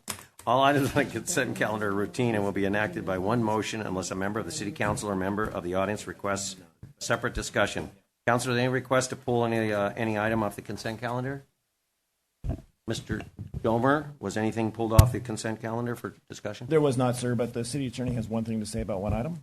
Yes, please. Thank you. I just wanted to note that the final version of the Moonbug production location agreement was not included through a typographical error, basically. We have the corrected language, and that is what you will be approving. It simply has to do with reciprocal indemnity. So I just wanted to note that for the record. So when we do sign that, it will be corrected. Is that That correct? is correct. Okay. Very good. With that, do I have a motion? Have a second? Motion to approve. Second. Vote, please. That item, the consent calendar was motioned by Cashel Figuita, seconded by Lau, and approved 5-0. Beautiful. Thank you. Now we move on to other matters. There are 3 items tonight. First is the award of contract for the Laverne Road Network and Public Safety or Facility Video Management System Improvement Project. City Manager Domer, please call forward a staff member who will be reporting. I think that would be Cody. Yes, City City Engineer Cody Howing will be making the staff presentation. I know. I think you're onto my secret, Cash. Well, thank you. Good evening, Mayor, members of the City Council. We're in the same shirt. No, I really admire Cody all the time, just for the record. It's my only green shirt that I've got right now. Rick, you may want to sit in the chair. Well, thank you very much. As City Manager Domer mentioned, this is the awarded contract for the City of Laverne Road Network and Public Facility Video Management System Improvement Project. This evening's recommendation is that the City Council award the Public Works construction contract to Convergent Technologies, LLC, the lowest, most responsible bidder for the base bid amount items, which are bid items A1 through A24, and total to $589,633 for that group. In addition to bid items B28 through B30, which that subset adds up to $20,610 for a total construction contract amount of $610,243 on the roadway network and public facility video management system improvement project. Also requesting that City Council authorize the City Manager to execute applicable documents, and finally authorize the Public Works Director or their designee to issue change orders not exceeding 12% of the construction budget for a total construction contract cost of $682,543.46. So, I got a few items I'll highlight to council, and I'm happy to take any questions. As council may recall, a previous iteration of this project was brought forward in January 21st. It was council's direction to reject those bids. Moving forward, city staff worked with a few of the contractors that were involved, met with them to get their input, spoke with the system engineers for the security software that we are looking to implement in this system, and move forward with rebidding the project. This project is funded primarily through a $500,000 grant from Congresswoman Napolitano's office. That grant is a Community-Oriented Policing Services, or COPS as it's known as, section of funds. That's not the only set of funds, but I'll get to the finances a little bit later in my comments. As far as the scope of the work, the last go-around, and I'll try to focus on this go-around, but we'll kind of cause or draw a comparison for council's information. The last go-around was predominantly in the A bid items, just the traffic signals and 1 or 2 intersections, if I recall correctly, that were stop size signalized. So it was all intersections and roadway network locations. In addition to that last go-around, all of the B designation bid items were various city facilities. So in the opportunity to revisit the scope, what we did with input was kind of reconfigure what the base bid items were. And so 4 of the intersections that were, I don't want to say not a priority, but were a lesser priority compared to some of the facilities, were dropped off for, hopefully a future project. And the Las Flores Park Aquatic Center was added in to the base bid scope. So that facility moved from a B item to an A item. And there's, I'm going to go through this. There's a lot of items, so I'll try to keep it straight. And if there's any questions, let me know. And so that's what composes the base bid items for the project. And then, like I had mentioned, a remaining kind of group of city facilities were put in as the B items. Let's see here. So the system tech. So what this is, this project's going to do for the city is it's going to rejuvenate the city's video management system. Right now, we do have a system reliability is not the greatest on it, and some locations it is not functioning. And so with this grant fund and this approach, we'll be replacing the camera systems, upgrading those, moving forward with a alternative communications network using cell phone systems rather than the radio antennas that have been part of our challenge for function lately. It will also include Genetech software, which integrates numerous security features to help leverage the new technology options for PD's use and monitoring what the camera feeds are. There will also be cloud storage and on-site storage with that. And so that's kind of a nutshell of what the project entails. The base bid, as it pertains to this particular iteration of the project that I'm bringing forward to council tonight, carries 21 total cameras, if I'm not mistaken. 4 of those are located at Las Forest Park.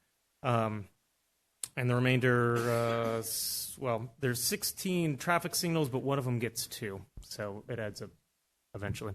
Talking about the rebid process. So taking into the information that I've shared with kind of staff working with various entities and bringing forward a few of those tweaks, we modified the bid slightly. In that, the bid duration was changed from 70 working days to 90 working days, much to the allowance of the extension on the grant funds that we received. As I mentioned, we reconfigured some of the bid items. The previous iterations of the spec, while the bid items were very similar, we broke out each individual intersection, which is why you've seen sort of a large explosion in terms of the number of items. The total work is more or less similar, not the same, similar. But they were broken out individually to give that higher level of resolution for contractors to bid on it and give us intersection pricings. Those specs were put back out for bidding on February 7th.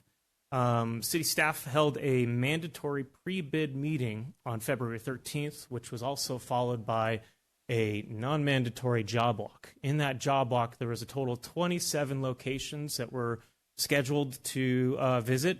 While it was non-mandatory, we did have a good group of folks, and I want to throw a shout-out to the city staff, including Colin Purdy, who joined me on that walk. It unfortunately was a little soggy that day, if we recall, but we got through it. Contractors had sort of the option to see as much or as little as that they wanted. From that process, we were able to visit 11 locations of those 27 intersections and facilities, and from there, the contractors had been satisfied, and so while we were willing to walk with them for the rest of the day, they had gotten what they needed moving forward. Through the process, there was also a question and answer cycle. Those questions closed, I think, about a week or so, maybe a little bit more than a week after our pre-bid meeting. A total of 6 questions were received. All of them were addressed through a single addendum on this project. That brings us to the bid opening date. So on March 4th, we opened bids through the city's electronic bidding system and received 3 bids. As noted, the low bid was Convergent Technologies, which notably was also the low bid last time around for council's reference. We also received a bid for Allied Universal Technologies and Cellplan Technologies. The totals range from, and I think there's an important designation that I'll pause for a second on. This is the total sum of all A and B items, and I'll explain why that approach is taken here in a second. But the total base bid and additive alternatives that were bid totaled from $996,000 in change on the low end to $1.2 million in change on the high end. So there may be some questions, if hopefully I don't get out too far ahead of them, on why we are splitting up this bid into A and B items. I'll admit there's a lot of items and it can be confusing. What the city is trying to achieve is something that we have a known limit on our funding, and we wanted to obtain as much cost information as possible and then tailor the project to fit that funding. And so, not knowing exactly where each location is going to fall in terms of the budget, we decided to get many of those locations and then kind of pick what made sense to the bottom line on that. Notably, and I'll touch base on this, there were 3, I think it's 3, excuse me. There were 3 reservoirs that were deleted bid items, and so you'll notice those as B15 through B24. Yes, it's. I've got an even smaller version. So those were deleted, not for that we don't want them, just out of simplicity and making life easier for the contractors. The reality was that I think we recognized that there was a limited budget amount that we had, and rather than run through the processes on something that probably would have been cut, we just decided to cut that early on in the process. Let's see. I wanted to hit a few more points here. The financing, as I kind of move towards a close on my comments, as I had mentioned, this project was funded a significant portion through the COPS grant. We've also identified additional funds that can be allocated or contributing to this project. Within that, the total funding is the $500 from the grant, the COPS grant from Napolitano's office. We have $100,000 from annual payments. CIP program, we have $50,000 from the General Capital Improvement Fund, $54,543.46 from the Asset Forfeiture Fund, as well as $30,000 of the Sewer Fund. In closing, I think hopefully this time around we've got, I think, a much better turnout in terms of the number of bids, adding validity to this opportunity to bring to City Council. And so that concludes my thoughts and comments, and I'm available for questions. Cody, just a real quick question before Yes. the public comment. You've got the 682,543, which is the combination of the scope A1 through A24 plus B28 through B30. Yes. And then you have the construction contingency of 72,346, which gets you to the 682,543. You have three other items in here that show the 734,543.46. Yes. Which would be the project and design administration, cloud server first year, and then the IT consultant. Yes. We're not going to do that. So the context of that contract award is specifically geared towards the construction scope. So that's what's happening tonight. Those other costs are softer, well, what we call soft costs, that we wanted to include for council just to give you the full picture of what the project will cost. So in that, we've got my costs, the engineering costs. We've got the IT consultant. The cloud server is a feature that the city is going to be furnishing to help conserve costs because, as my understanding is, we can leverage our position as a government agency to get better cost structure through. I think in this particular case, AWS is the direction we are likely to go. So those are the hard costs. These other ones are soft costs, which we'll absorb through the city. Is that correct? Yes. When yes, it does, when it becomes full on, and we get this thing installed. Yes, and that covers the total 734 and change. Looking forward to next fiscal year, we'll have cell phone card costs, which let me check my notes just so I don't misstate it. It's not part of the bid though. That's really the bid and the contingency. But we're not using the full amount they had. We're only using let's say a cart menu. Exactly. Okay. Yes. And that was my biggest. I talked to Ken about that, our city manager Ken Domer, because the 996,000, and then you had these that weren't gelling for me. But now that we didn't have this. Yes. That's important. And my apologies that was delayed. No, you did good. I appreciate the fact that you went out to bid, you got the bidders, they had questions, you took care of that, you gave them ample time to look at all the devices and all the different areas, which we asked for originally, and this is a much cleaner path, and I appreciate that. Let's go to public comment. I'm going to open up public comment on this item. Anyone who wishes to speak on that? Ms. Beauchamp.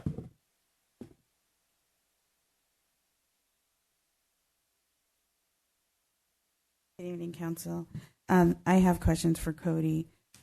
Just as he explained that these totals here are the hard costs, from a resident perspective, why isn't a total provided, even though that those additional funds are not what's being approved in this resolution? But why isn't a grand total provided to the residents so that they know what the grand total is going to cost? Because those soft costs will be taxpayer money from the city, not part of the endowment from Napolitano's office. So I don't know if that's really a staff question or a Cody question, because he's in the engineering part of it, but I want to know why, and not just this particular one, but other projects as well, why a total number is not provided. Total amount. Right, Gotcha. thank you. Thank you, Danita. Anyone else wish to speak on this item? we're going to close this. And Cody, you want to answer that one? Actually, we kind of discussed that already, but I think just to clarify. Give it a shot. Thank you, Mayor. So the action tonight is a word of contract, and so that's the recommendation to council. That action is part of the greater suite of costs. And so in the staff report, it while maybe not is upfront in the sense that it's a recommendation to council, it is there to give council sort of the full picture, the full view of what this project entails. So it's not exactly, as you had said, it's not just the cost that we're talking about, the $682,000 and change. It is a larger sum, but that is how we reached that $734,000 mark. But I will say that, as I questioned before, I think it's important that we do put those soft and hard costs as what this is going to be the city. Granted, we've got this portion for $682,000 to purchase our cart items, but also those other soft items. I mean, it brings it up to the $732,000 range, which is, that's out of the general fund and it's out of budgets. Where we're going to pull that from? So maybe just yeah. And I think Cody, if you can answer this, so the majority of the costs all the costs we're seeking right now are for the construction. Going forward, each year we're going to be coming back because there are ongoing costs for the subscriptions for the cell cameras and all that stuff. Absolutely. Approximately how much is that per year going forward? So we're in loose numbers, approximately $27,000, and so what that covers is a cloud server. So our cloud server is, I believe, Chief, it's a requirement.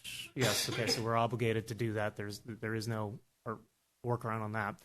That's a nice feature to recall back on, but it is a cost. We have our annual subscriptions for the cameras. So the cameras have a subscription for the system software, the operations and maintenance, and as we experience in, frankly, probably all worlds of software, everything's moving to subscription-based because they probably make more money that way. But nonetheless, that's the scenario. And then we have the ongoing cell phone costs because basically these are cell phone SIM cards. Roughly, and I think it's a helpful number to give context, and while we have a number of cameras, the monthly rate for an unlimited cell phone SIM card for what we're getting is roughly, it's $35, including a lot of other fees in it. So that cost, between the 23 and the other 12,000 is approximately $27,000 and change on an annual cost to maintain and operate this system. Cody, question for you. Could we have used like Starlink or something else to get more bang for our buck instead of that? So, that way you can have multiple, especially in areas like Fire up in the Station north 3? end. Yeah. It's been a discussion. Actually, that's a good point that you bring up, Councilmember Castroveguita, is one of the, I think the cell plan, when we were out on the field walk, had discussed that it could be a scenario that we look out. However, his concerns and what he shared with me at least was that Starlink works great now. But as that system continues to build out and also gets more traction, you're going to be more demand. So it might be lighter demand right now than what it can handle. And so that was sort of the unknown element on it, is that, and that's sort of the challenge that we have with the radio systems is, they would have helped us on the annual cost, but the challenge with the radio systems we were finding is the reliability. The technology was just not working out. Terrain was one of the things that was discussed. There may be other things there, but we're trying to move away from that into something that I know Chief Gonzalez has looked at other departments. We've talked with our IT consultants as well, and ultimately a hard line system would be the best system, but that cost would quite frankly be just astronomical. So maybe someday we'll get there and we'll be able to pull some of the cameras off the cell phone network. But for the time being, to get us up and running, this appears to be the best suitable approach to achieve that function. And Mr. Mayor, members of council, hopefully the next meeting on April 7th, maybe the April 21st meeting, we're going to be bringing back a new technology fiber connection for the North Laverne area to, in a way, if we build it, they will come try to get some cell carriers to locate up there on what's called a small cell wireless. So the goal would be to eventually have everything connected via fiber, because that is the best way. So the current cellular technology allows us to get what we need now, keep it going. It's a proven technology. once this line goes up, basically Wheeler to Golden Hills and hopefully over to Low Brant Park, we'll see how it works in the field and then work with the carrier at that point to see if we can stretch it out and start replacing some of the items. And it is a lower cost, but right now, as the city engineer said, the even regular trenching is expensive, and even micro trenching is very expensive to put in fiber everywhere. So, but it is a goal. Well, if we don't do something in North Laverne for our cell coverage, we're going to have cell parking lots, because all of our residents are going to have to park at Baseline, and they're going to have to park at the corner of Golden Hills and Wheeler, because once you preach that next section, you have zero coverage in that area, and it's horrific. Anything we can do to expedite that would be, and I know we're off subject, but it's critical, especially when we had the fire situation. We had no power. We had nothing at all. It was almost like a tin can and a string. So, Cody, I had just a couple items. So items B16 and B24 were not even bid. Is that correct? Which are the deleted bid form item? I want to make sure I answer your question, so let me flip to my page here. Yes.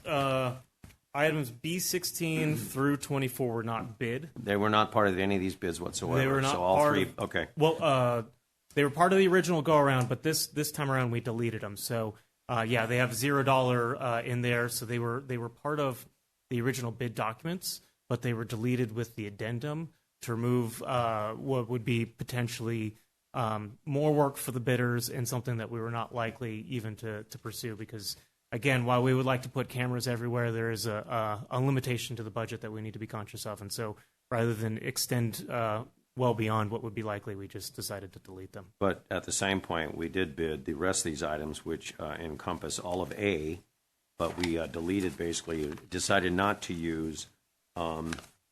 It would be B1 through B27, and then B31 through B39. Yes, that's correct. So just to summarize, the one additive alternate location that we're recommending, and thank you for that because I think I glossed over that detail, is the Franklin Sewer Lift Station. And so that sewer lift station is located down off of Puddingstone and serves as a critical infrastructure feature to push sewage flow from the San Paulo Business District back into where ultimately it flows through gravity, ideally. But just terrain and situation there, that sewage lift station is critical, and so that's why we had some sewer funds that could be allocated to that use. Yeah. I think it's important to note that these water systems we have should have cameras on them. Absolutely. This system, if it does pass and we implement it with the funds we're supposed to receive, will we be able to add on to this system without any additional cost, just more like the card items here? Obviously, each one's a construction item, each one's a cable item, each one's a mounting camera, things like that. Because these water systems are extremely important to find out what's going on. And what that does for us, it reduces the manpower out in the field. We have camera systems and someone monitoring these things at all times. That's just a labor-saving device as far as I'm concerned, but also the technology is far advanced, especially for our police department, our safety issues. I mean, at some point, this is a great start, but obviously the more cameras we have in our community, the safer we all are. And I think the water is one of the most important things, as we found that lately. And not only that, we're talking about, people that want to do harm in our neighborhoods, especially to our water systems, that we have a good portion of it. And all of these other items, I think, are extremely important to do at one point connect up. But we can do that with the system we have. It's expandable. We can add another 30 or 40 cameras, or is it something we would have to add hardware, software to bring that up, and a more cellular coverage? Sure. So as far as the hardware goes, to add cameras, there'd obviously be the cameras that we need to install, the mounting brackets, the cell phone network features that are at those locations. These will all eventually feed into a local server that's located at PD. That server there's actually two servers, one for the management of the software and one for the local storage. And so, yes, the system is expandable. I don't know that it would expand to 1,000 more cameras, right? But certainly, I think with what this list is, it would really just be kind of, I think, a minor hardware adjustment as far as storage at the local server there. We'd also have to expand the cloud server, but of course, that should be relatively smooth process. With the additional storage needs that additional cameras would create. It can be done. Absolutely, yeah. Johnson. Cody, you mentioned that there's a subscription fee that we're also paying for. Yes. Here. Now, if a camera goes out, will that subscription fee cover the cost to replace that camera? So the subscription fee is more of like on the technology side, more like the software. So much like if if I may paint an analogy, if you had Microsoft Word at your home, personal computer, you have that annual subscription that they've forced a lot of us onto. If you had a technical difficulty between your computer and the printer, I don't believe that the scope of this subscription would totally cover it. But there are nuanced details there, so there may be some overlap where they would help us. Certainly some support on that. And there's warranties also, correct? There's warranties as well. So within the project, there is a warranty of 1 year that gets defaulted into all projects we do. That's through our standard plans that we have. And so one of the things is there will be a lot of functionality testing, and that's actually broken out as separate bid items so that we can track it through the construction process. So we're not making assumptions or arguing on what percentage complete the project is. It's clear as day. It's right there. It's implementation. It's training. It's function. So if the system's not working, we've isolated those costs, and we can say, well, is it one camera that's not working, or is it all the cameras? And work with the contractor to resolve those issues and get to full function. So. Yeah. I mean, my experience with technology, things fail. Yeah. Who's going to replace it? I wanted to make sure that what we're getting. Yeah. Will we have spare cameras? Is that part of the bid? Have spare cameras on site or no? We will not have spare cameras as part of this process. Our cameras that we have selected, I think, are pretty solid industry standard cameras, from what I understand. There is the potential for lead time, and it's technology. So yes, it may come out of the box and may have an issue. It may work great for a month and then have an issue.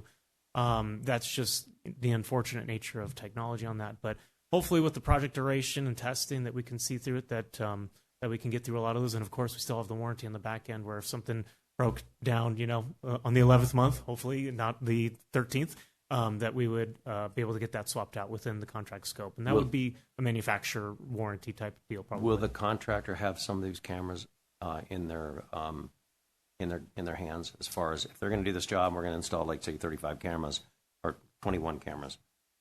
They would have a few 4 or 5 cameras in-house that we could repair if something failed. Because these cameras are going to be really important. Yes. And if one goes down, it's going to be critical for us because we're going to have all eyes upon this. But I was just curious if obviously there's a warranty, but do they have spare cameras, or is that something we need to look at now and give it a little extra money to have 4 or 5 cameras on sitting on the shelf ready to go? But so what we can do is we have contingency in this case, and I didn't touch on it. The number's a little bit out of ordinary because it's 12%. Typically we go with 10%, but looking at the total bottom line of budget, we figured if we could squeeze 2% more to the contingency, that would give us that flexibility. So we can certainly look to add cameras just as a sort of a standby parts inventory. I think the cameras generally run about $2,500 a camera. So these are state of the art cameras. Maybe 2. Yeah. But certainly something that we could have on hand because there are lead times with this technology. With that approach, I think there's a very strong possibility we could work that out. I think my only comment about that would be to strike a balance like you were talking about, because, for the cost of the cameras, we obviously want to have something ready to go if we needed it. But at the same time, I'm also anticipating advances in technology that may make those existing cameras defunct or maybe not the ones that we want to replace. So I'll leave that to all of you to, or cheaper. I was like, but I think that's a fine line that you guys will have to navigate. I'm just talking contractor here. Come on, have some extra on hand in case you break something. I would, if I was a contractor doing this project, I would too. Yeah. Okay. Any other questions for Cody? With that, before we go to a vote, I do want to ask the city attorney a question. As I met with Congressman Gil Cisneros this morning on the ongoing federal budget and continuing resolution that was just signed into law, which basically erased a lot of these capital requests, and was a big concern of us at the table. I know JR was there today with me, also along with other city managers and also city elected officials. and the city manager can probably speak more of that, is that even though we were awarded the funds prior to fiscal years, I don't believe we have a definitive answer on prior federal funding and whether we will receive it. Mr. Domer, can you confirm that? Yes and no. Unfortunately, right now, we've been going back and forth on this and getting information from both our federal lobbyists, Townsend Public Affairs, and then also from the Congressman's office themselves. Congressman Cisneros has great staff. They've been very communicative. This is an appropriation that was put in by Congresswoman Napolitano. And so the problem with the continuing resolution is that that 500,000 was not part of it. So, but at this point, we don't know if it is. We keep on hearing different things. So as part of it, and the city attorney can speak to this a little bit more, we want to have some contingency. So if we do find out that it is not there, then we don't have a major source of the funding. And maybe if we have those other funding sources for like the Franklin Lift Station and the Aquatic Center, we can go forward with that. We can, but we can't go forward with the remainder of it because it's funded by that 500,000. We do not want to put ourselves into a situation where we cannot forward what we're asking for. So I will forward it over to, Madam City Attorney, can we add a statement to the first recommended action? It basically states, upon receipt or determination that federal funding for 500,000 we receive, we will award the contract? Yes, we can make the execution of the contract contingent upon the receipt of those funds. Yeah, my concern is that although the capital requests were erased, a lot of these things, which a lot of cities were talking about, was the fact the pipeline, it's there. Some of these items are under review. They're just reviewing them. Not that they're going to discard them, but as we know, anything that mentions DEI or global warming or any of these things now, with our present administration, that these are under review. Any of these grants and any of these funds that were secured are still under review. So, to be clear, this. yeah, it has nothing to do with climate change, DEI, or anything like that. No. Thank you. Yes. I'm just telling you, the topic of conversation over the last being in D.C. and then Sacramento was like, wow. Just be clear when you use those words. Don't use those words. So the council action tonight is asked to approve it, but we're not going to have anybody sign it until we know for certain. So, upon receipt or determination that the federal funding in the amount of $500,000 is available, award a public works construction contract to Convergent Technologies, LLC, the lowest and most responsible bidder, for all base bids items A1 through A24 in the amount of $589,633 and an additive alternate items B28 through B30, sounds like bingo, in the amount of $20,610,000 for a total construction contract amount of $610,243 on the Laverne Road Network and Public Safety Video Management System Improvement Project, and authorize the city manager to execute applicable documents. And authorize the Public Works Director or designee to issue change orders not exceeding 12% of the construction budget for a total possible construction contract cost of $682,543.46. Do I have a motion? Don't repeat it. Second. Second. Vote, please. Item 7 was moved by Lau, seconded by Cashel-Figuita, and approved 5-0. Thank you, Cody. Thank you, Chief. Appreciate that rebid, and it was done correctly, and we really appreciate that for our residents to see what they're getting. Thank you. Next item is the Old Town Laverne Business Improvement District 5-year action plan. City Manager Domer, please call for the staff member who will be reporting. That would be Community Development Director Shear. Yes. Thank you. Good evening, Mr. Mayor and members of the council. Middle of last year, both the Old Town Laverne Business Improvement District Advisory Board and the City Council approved a proposal by Community Strong Strategies and Civitas to do an analysis of our Old Town Business Improvement District, as well as to prepare a 5-year action plan for that.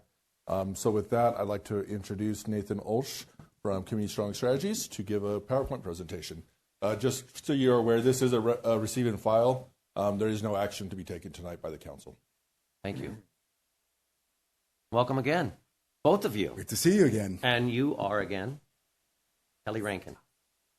And And I am Nathan Olsch. I'm a partner at Community Strong Strategies that was hired to help consult on behalf of the city and with our residents and stakeholders. So thank you for having us tonight. We have officially printed 12 copies as requested on behalf of the city, the 5-year action plan for Old Town Laverne plan. It's in the staff memo in the report, so if you'd like to reference it, you can, but it's here. It's fresh off the print. So that said, we had the opportunity, started in August of last year, to start going out talking with stakeholders in the city, specifically our property and business owners, evaluate a 5-year action plan and figure out ways that we can best help proceed to create a vibrant Old Town downtown in our community. So tonight we're going to do a quick presentation, preliminary observations, a competitive analysis, a SWOT analysis of what we've discovered, and some recommendations for everybody to consider over the 5-year plan. So when we started this process, again in October, we had the opportunity to work with several property owners as well as University of Laverne and other stakeholders as well. So we got to talk with the students, a few of the other folks, and they in turn also did some surveying with customers. They did drop-in or interception surveys, as we call them. And often what we've heard from our stakeholders as well as other folks who visit, customers, is public parking is great, but it's only as good as the signage. And so we've had a lot of problems with wayfinding, specifically where to park, even though it may be free. But as highlighted in the blue and the red, it's a very convoluted parking situation. Some of it's private, some of it's public. People just don't know where to park. So a big thing to consider and really think about, that we'll talk about later for considerations, is maybe we could fix that up a little bit. The next is going to be looking at the University of Laverne. There's an untapped population here that we have 3,500 students, staff here in our old town, literally the gateway into our space that have not been really tapped into. So upon talking with the university students, they do want to shop downtown. There's an opportunity to create a vibrant downtown through new businesses and so forth as well. A big key component to your downtown in Old Town specifically are the annual events. As you all know, you have the car show, you have the wine walk, you had the beer walk. It'd be great to have it come back, but there was some burnout from the volunteerism that was provided.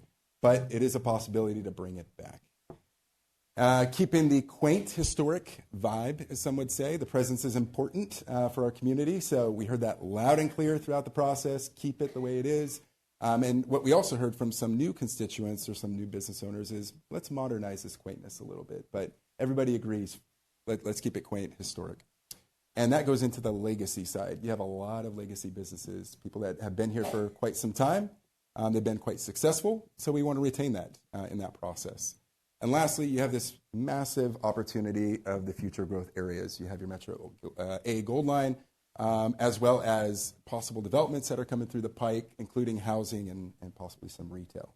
So really thinking about that comprehensively, a lot of opportunity. Let's dive into it. So we did a competitive analysis across all these other cities, your neighboring cities in particular, within a 10-minute drive of their downtowns. Realize a lot of you are very similar, but also very different. The downtown parking situation goes from 3 to 2 hour parking to 20-minute parking. You have a good mix of that. You also have some paid parking and free public parking, which we'll talk about. Claremont College has about 8,000 aggregate students, 3,000 staff. It's a much bigger campus, albeit their economy has a little bit more of a robust downtown, but that's because of the presence. Something that we can learn from that is how do we engage our students, our faculty, and our staff at Laverne as well. Pomona, active nightlife, completely different economy, but it does resonate with the folks there. They do have opportunities to activate and bring some additional revenue. Antique Row, think about the Gateway, etc. You have Glendora Outdoor Dining Program. It's very well branded and established out there. It conforms. Everybody has the guidelines. It fits very well in their downtown. And then you have San Dimas capital improvement projects like the tree grates, something that we've doing a couple walkthroughs with Eric and Ken and other folks. There are opportunities to elevate your downtown with relatively low costs that we'll talk about in a minute. So overall, you have a couple other business improvement districts. Not every city has business improvement districts, but Civitas is the guru of forming and creating these districts. And so Glendora Village Business Improvement District, you have a bid, annual assessments, about $100 to $200 per business. They have an aggregate total of $45,000. Then you have Claremont. They have a $46,000 budget, but they use a T-bid, so it's a hotel tax, if you will, heads and beds, if you will in that regard. So they collect a fee from that. Then you have downtown Pomona, which is a PBID. It's a property base. So the businesses don't pay, the property owners pay. It goes on the property tax roll. Typically, you can leverage a little more out of that depending on your downtown. And then San Dimas does not have a bid. Currently, Old Town, we have $18,000, relatively speaking, in aggregate total, and our gross receipts are based on the fees here, $45 to $600. I do want to bring Kelly up really quick and talk about, we've done other types of assessments to figure out what other bids or operation opportunities we could provide as a recommendation, and so, turn to Kelly. A couple of color commentary I'd like to provide for these types of districts. So if we're providing a service for a specific type of district, whether it's a bid, we're placing the assessment on the restaurant, or in the tourism district, we're placing the assessment on the hotel or the property owner. The services are always going, to be aligned with who is paying the assessment. There's a couple of propositions out there that tell us we have to provide a specific or a special benefit to those that are paying the assessment. So when you're looking at the services of these districts, they're always kind of aligned: clean and safe for PBIDs, sales and marketing for the tourism district. You also have a little bit of flexibility when you're building out these districts. So we can tailor it in the sense of who do we want to assess and what are we looking to really achieve. And I mention that because I know there's a lot of great restaurants in your area, and we do have examples of restaurant improvement districts, quite a few in Sacramento, actually. So the assessment is placed on the restaurants. I go in, I order my enchiladas, and I notice that there's this small assessment that I pay in addition to my meal and the taxes. So then those services can provide for, the best example I can give is during COVID, they all band together and provided lights, made it a really appealing place for people to come during COVID. So bringing more people to the restaurant area. Also, if you have a PBID in place, you can layer another district on top of it. So those services, if I'm providing services with a PBID, clean and safe nature, and then I can layer my bid on top of it where I have my assessment on the business owner, then in my sales and marketing, they kind of work together in that way, so that layering option is possible. Thank you. All right, so we put some pictures up just to show and tell a little bit here. So you have the bottom right is the outdoor dining al fresco, where they have a nice conformed status here. You have orange gates, you got blue ones down the road, etc. You got murals, banners. That's a big one I know that we're contemplating on putting up, or we have budget for. Here to do that here. And then gateway, as well as parking. They have free parking. The signs are very apparent. This is where you park, etc. Again, we've been talking with Ken and Eric about ways that we can help facilitate that. And then you have the grates and tree planters. So something that we notice is we don't really have the grates. They're not too expensive, but they are a capital improvement project that you'd have to find some one-time funding and some maintenance around that. So we're going to go into the SWOT analysis. Some of the strengths that we've heard and observed in that process: a very strong partnership with the City of Laverne. Some would say maybe a little too strong because there was a lot of in-kind support coming from city staff, specifically for events, volunteering, the police department, fire department, et cetera. And that's got to be a strong consideration considering the possible economy that we're going to be going into in the next 4 years. So really thinking about how we are leveraging partnerships. The near zero vacancies are a positive note, although there's a weakness to that I'll get into in a minute. Active and engaged board participation. A lot of the board is engaged. There's a possibility to bring on new board members as well as an opportunity. Successful, profitable events. That's by far one of the biggest strengths that you have in this downtown, specifically with this organization. Great walkability, small town charm, proximity to the university, and you have an SBDC, Small Business Development Center, that when I spoke with them, we aren't really leveraging them in the downtown, and part of that's because of the legacy business. They typically use services for startups and other technical assistance that might be required.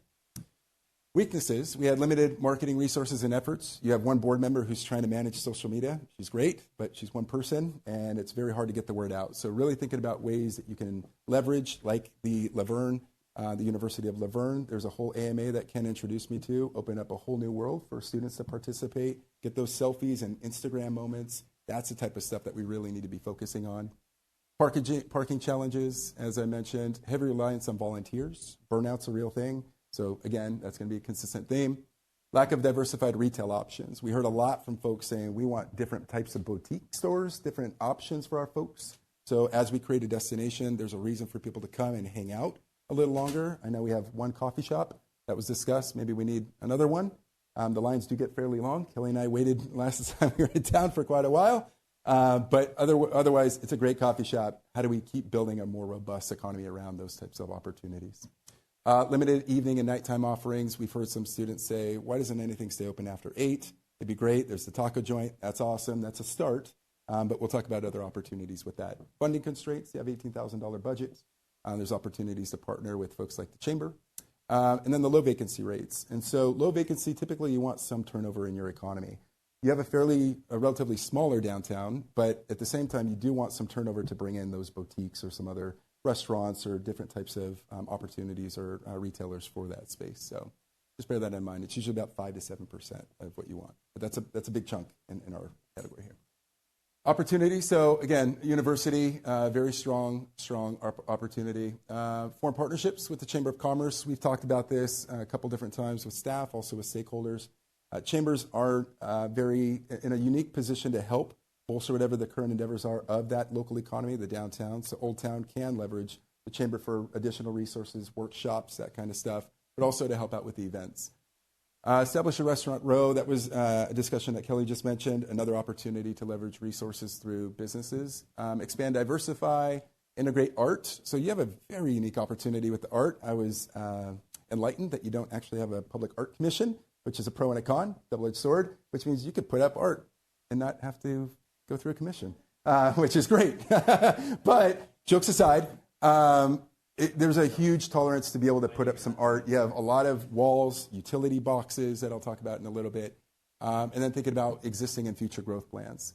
Threats, obviously you have competition from your neighboring districts, we'll call them, your other bids in downtowns. Volunteer burnout, reduced student spending. There's a decline, in enrollment, and really thinking about our university. How do we create a space for students and bring the parents and want to get their students enrolled? And then lack of additional resources. So common themes throughout. So we have recommendations for 5 years. You're going to have us for the next 6 months or so to be able to provide technical assistance on the back end in the case you do want help implementing. So year 1, really looking for the easy wins, if you will, low-hanging fruit. So we want to identify feasible projects, not too high in the sky. That'll be for the next few years. But really, what can we do right now to effectively change and provide additional opportunities in the downtown? So part-time staff, focus on day-to-day activities. As mentioned, you have one board member who's volunteering their time to do marketing and so forth. You get some possible burnout. But with the Chamber, it's not uncommon that these bids do work with chambers to either hire staff, some type of personnel, share volunteers, if you will. So really, really think about that as an opportunity. Maintenance of the district, it's very clean. Landscape is nice. And so what's next is you have those lights, beautiful lights hanging up in the trees. The question is, who's going to pay for those when they burn out? And who's going to maintain them?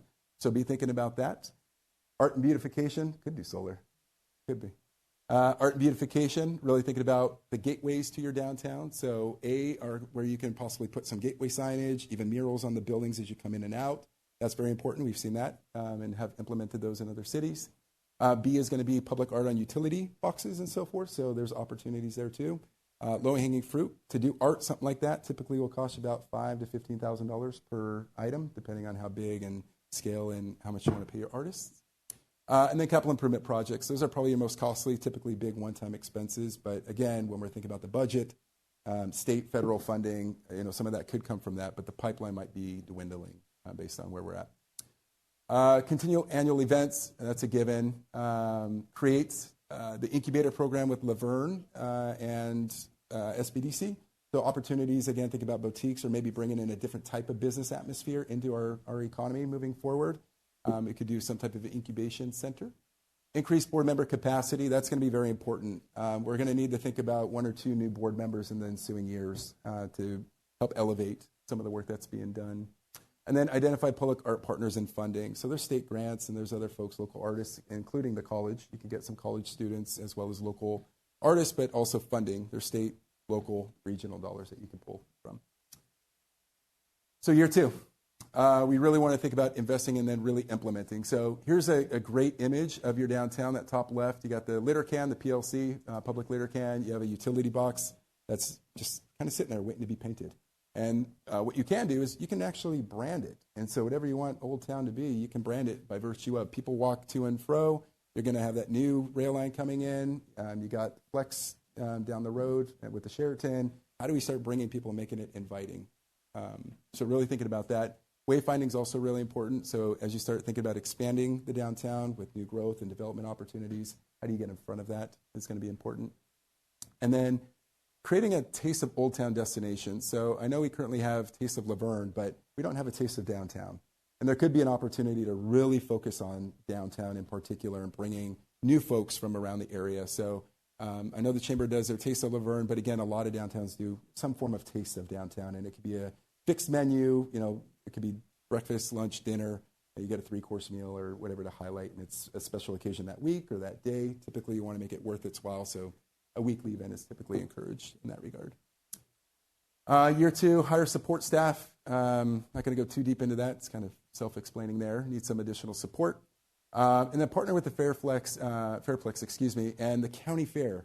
You have a county fair that comes through once a year. You have the Fairplex, which has a lot of opportunity to bring events into the space. That's a 1-mile radius of your downtown, of Old Town. They're right there. So really thinking about maybe there's a shuttle program, maybe there's the e-bikes, et cetera. I know it's not fully walkable, bikeable, but that could be part of the capital improvement plans and strategies we think about in the ensuing years. But right now, within year 2, we could put flyers into the Sheraton right down the road. We should be working with the county or the fair and trying to figure out ways that we can get faces and people down there to start flyering and letting people know downtown exists. Very easy, low-hanging fruit. And then assessing and increasing possibly bid fees and applying for additional funding. There's some links here that you can peruse, but lots of opportunity to apply for additional funding, but also possibly increasing your fees.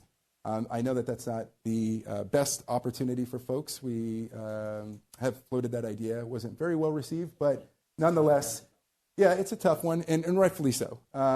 You got to also, as they say, spend money to make money kind of thing, and we just want to be sure that anything that we're hoping to implement might cost a little more, and given with the tariffs, and again, nobody knows where the economy is going. We just got to anticipate and implement. Year 3, continue the conversations with the University of Laverne. There's the parking component that we're trying to figure out of how do we start share parking or making new partnerships with that and students and so forth. And then consider expanding your district boundaries. I've talked with Eric at length about this, of maybe there's a way that you can expand the bid, increase revenues instead of increasing fees. You can increase revenues by expanding the district. That means you have to cover a little more space, but it also could create opportunity for connectivity going across the space. So ramp up events. This is already what I'll call a moneymaker, but really thinking about ways that you can increase revenue to have what they call unrestricted funds. So you could spend that on anything you need. It could also be to pay for staffing to activate these spaces. Also activating Sneaky Park. You have a college campus park that I don't think has been utilized very well. So we've talked with college students and they say, yeah, it'd be great if we could activate that. Maybe we close down Old Town and do some more activation. And that increases cost, but it also increases, again, revenue opportunity for our downtown.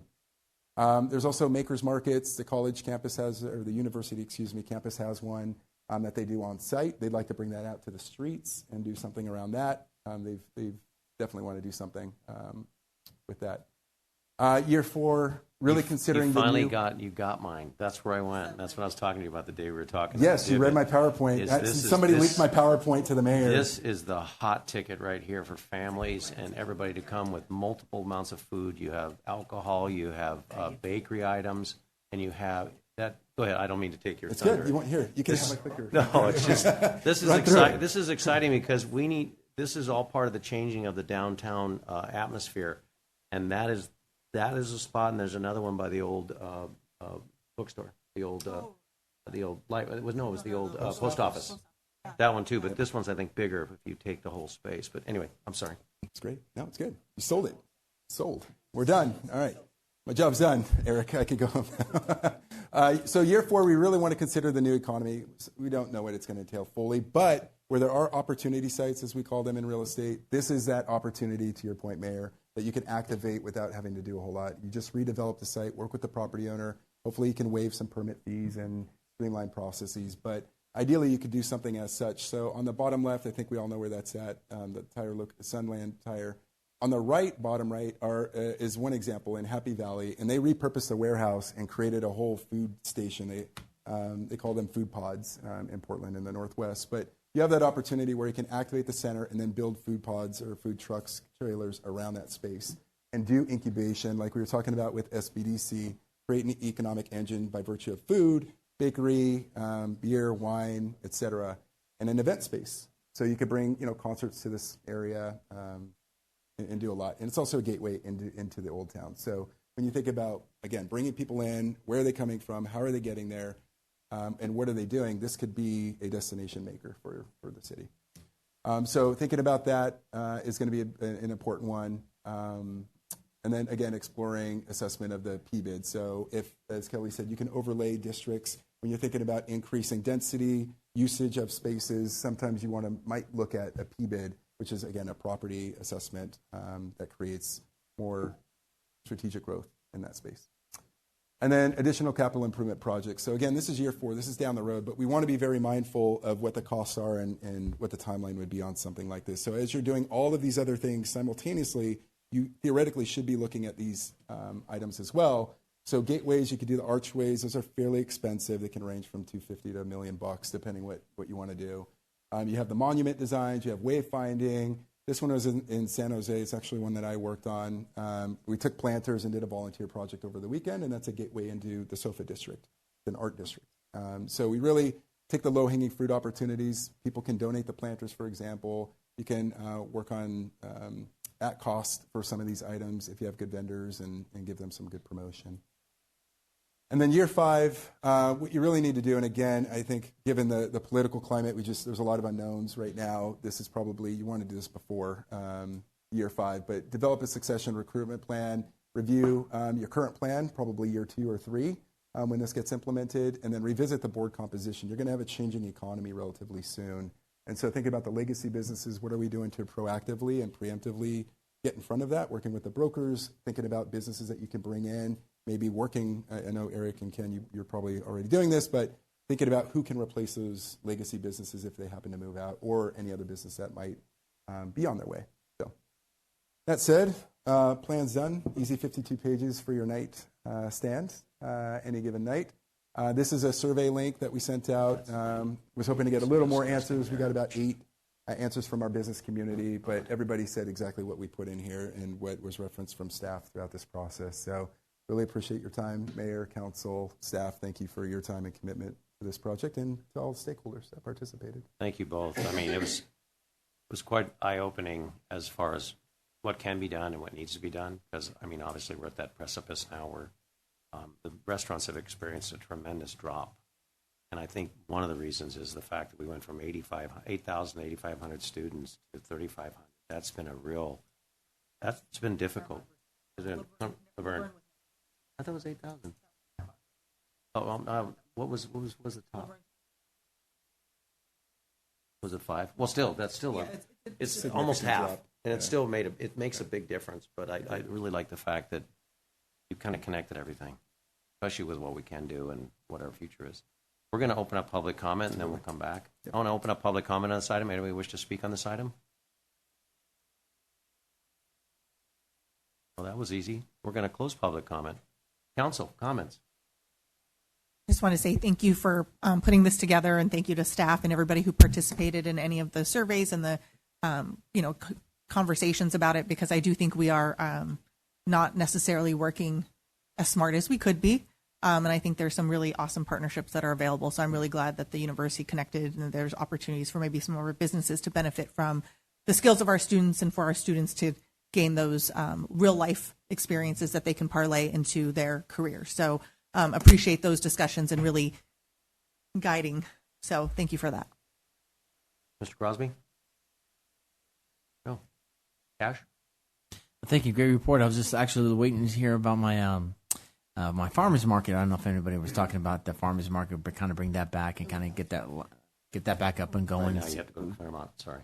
I don't say the C. I don't say the C word around here. That's okay. C word. But that's just thought maybe. Other than that, great presentation, good opportunity to see that, and hopefully we can utilize some of that stuff and maybe create that good opportunity with the University of Laverne, get folks to come out. And actually, I was just thinking when you showed that last part with the SOFA district to get in there, maybe I can talk to some of our local nurseries that have those big giant pots and donate, and we could just get a giant Laverne. Welcome to Laverne as an entrance point.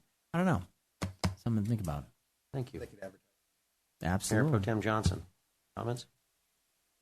My only concern with trying to expand the district is, I think to expand to is residential.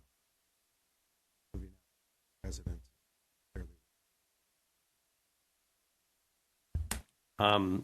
I think it was great. You guys did a really good job. I think you touched on all the points.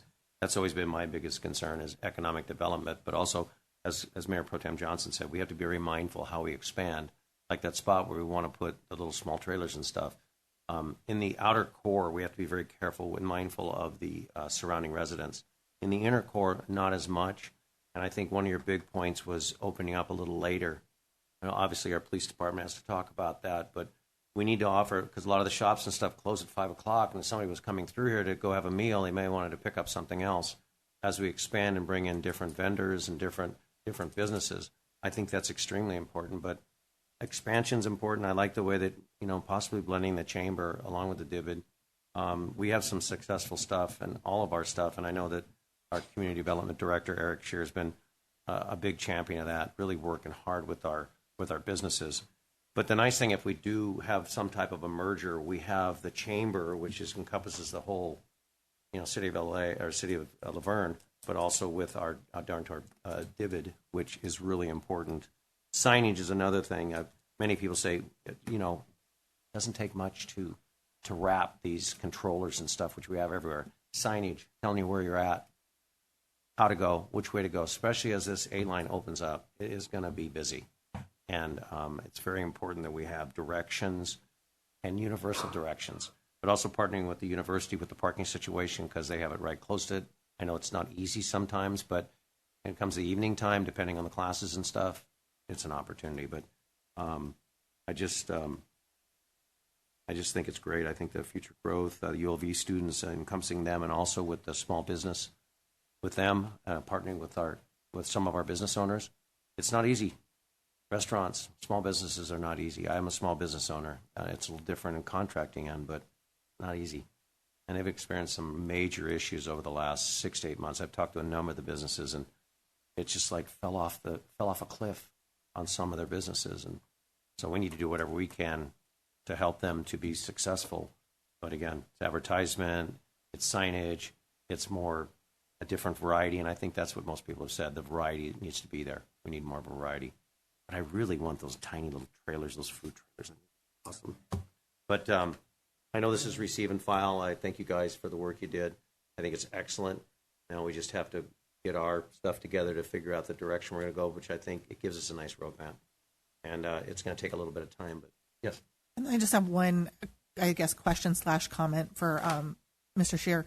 I don't know how much you talked to Mr. Randalls. But never. I know.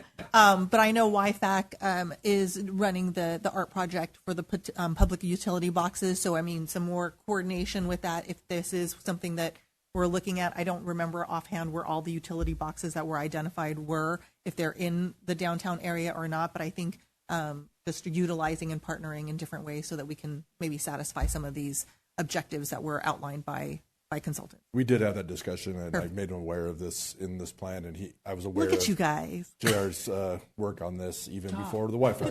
Good talk, guys. No, thank you. Appreciate it. That I do think. Did the heater just pop on or what? No, I think the signage is extremely, not that we're sensitive or anything. I think the signage is really important. I think it just opens up our downtown and tasteful signage, you know, especially with the maps of the old town like they do. Most of the other areas, like you said, Glendora, some of the San Dimas doesn't have a lot. Glendora has a lot more.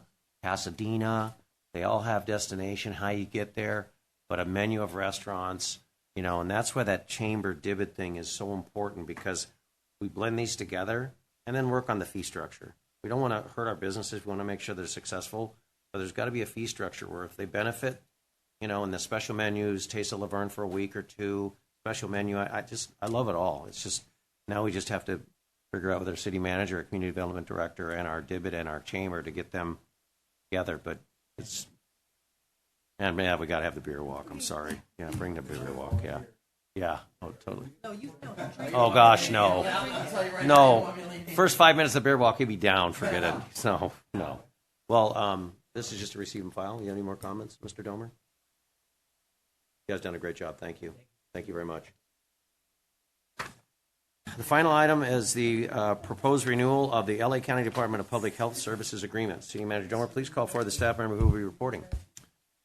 Thank you, Mr. That would be Mayor. I'll you. be giving the brief, and then also online we do have Joshua Brobowski, who is he's the Director of Governmental Affairs with the LA County Department of Public Health.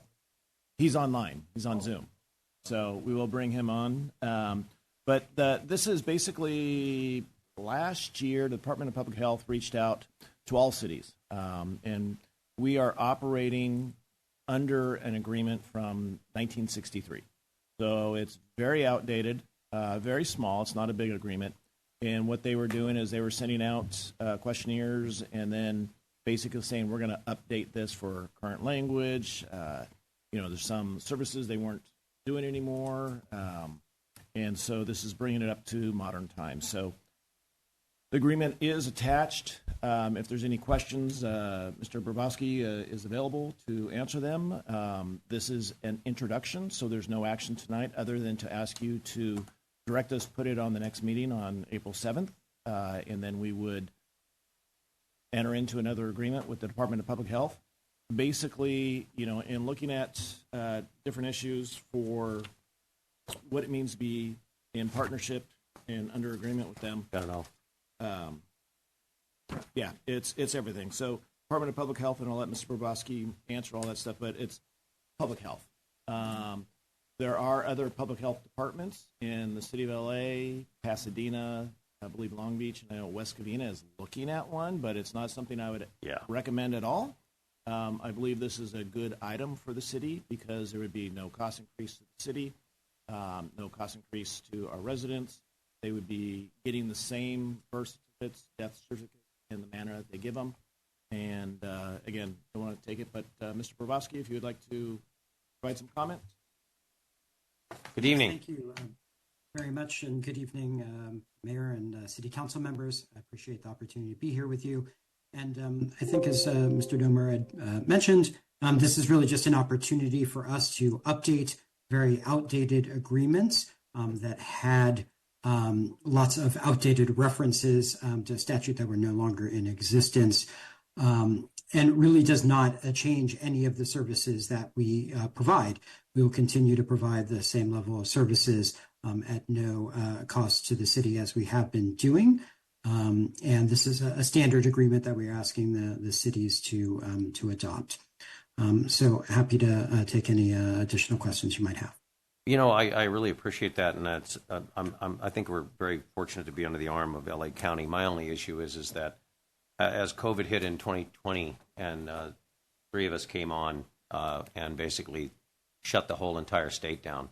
I just think the only thing we would ask is that if we come into another health situation, that the communication, especially with shutting down our businesses and stuff, would be some more communication with our local cities that you guys encompass. And because of the fact that there were many things that happened during that COVID that, as far as we were concerned, I think even our supervisors, that it made no sense, and I think hopefully we've learned from those lessons. And I know that Ms. Farrar is going to be part of that also, but the fact is that it was a devastating time for all of us. All of us suffered. People lost their lives. It was horrific, obviously. But also at the same point, we had small businesses that were shut down when other businesses were open. And we just want a chain of communication with our health department to say, let's have a discussion before we start shutting everything down, and that it affects people's lives. And, understanding it was a pandemic and it was serious. There's no question about it. But I will say that between the supervisors and the discussions that we had with them, they were very open, and they tried to open things up as quickly as possible. And, get our cities at least functioning again, where people could at least go out in a protected, a safe environment. But I'm going to... We have a list of... Yeah, it's the whole full... I think we have a whole catalog of lists, don't we, or is it not in there? I'm going to open up public comment real quick. Mr. Bobrowski, anybody wish to speak on this item? I think someone's had some Irish whiskey already, and they need to shut the meeting down. We're going to go ahead and close public comment and bring it back up to the dais. Not that I'm saying anything with Yvonne. We're going to, Mr. Crosby, any comments? No, since this is coming back as another item. Thank you. Cash, nothing? No, thank you, Mayor. Councilmember Lau?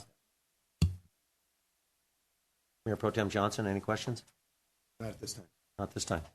Well, thank you very much. We appreciate it. We look forward. We'll put this back on, and we do appreciate Los Angeles County protecting our communities. But again, a little more seat at the table next time when it comes to shutting things down, and to at least have a conversation with all of our city leaders and our city managers before we do that, to make sure we're all full aware and it's the right thing to do for all of our communities to stay safe. So, all in all, though, we did protect a lot of people, and unfortunately, a lot of people lost their lives just for the fact of the horrific thing that happened and with COVID. But we thank you, and we'll be back again to get this thing put on the consent calendar.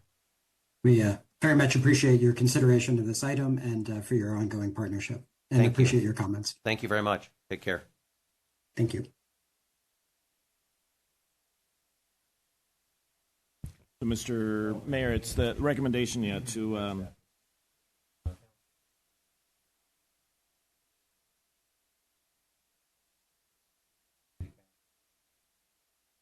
Move to approve. Second.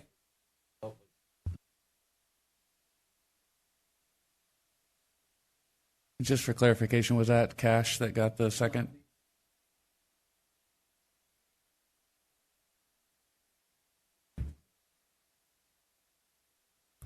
Councilmember Crosby, can we see your vote again, please, since I was delayed there? Thank you. Had a motion from Crosby, a second by Cashel-Fagita, and it was approved 5-0. Thank you, JR. There's no other business tonight, so we move to public comments or communications. This is a time set aside for anyone wishing to address the City Council on items not listed on the agenda, but within the subject matter jurisdiction of the City Council. I want to remind everyone that the Brown Act prohibits the City Council from engaging in discussion on any item not appearing on the posted agenda. However, your concerns may be referred to staff or placed for discussion at a later date. We will have a time limit, sort of. At this time, those wishing to come up to make comments, present a chamber, can come up to the podium. We'll try to keep it 3 minutes. We're running kind of late, and I think, we have a closed session.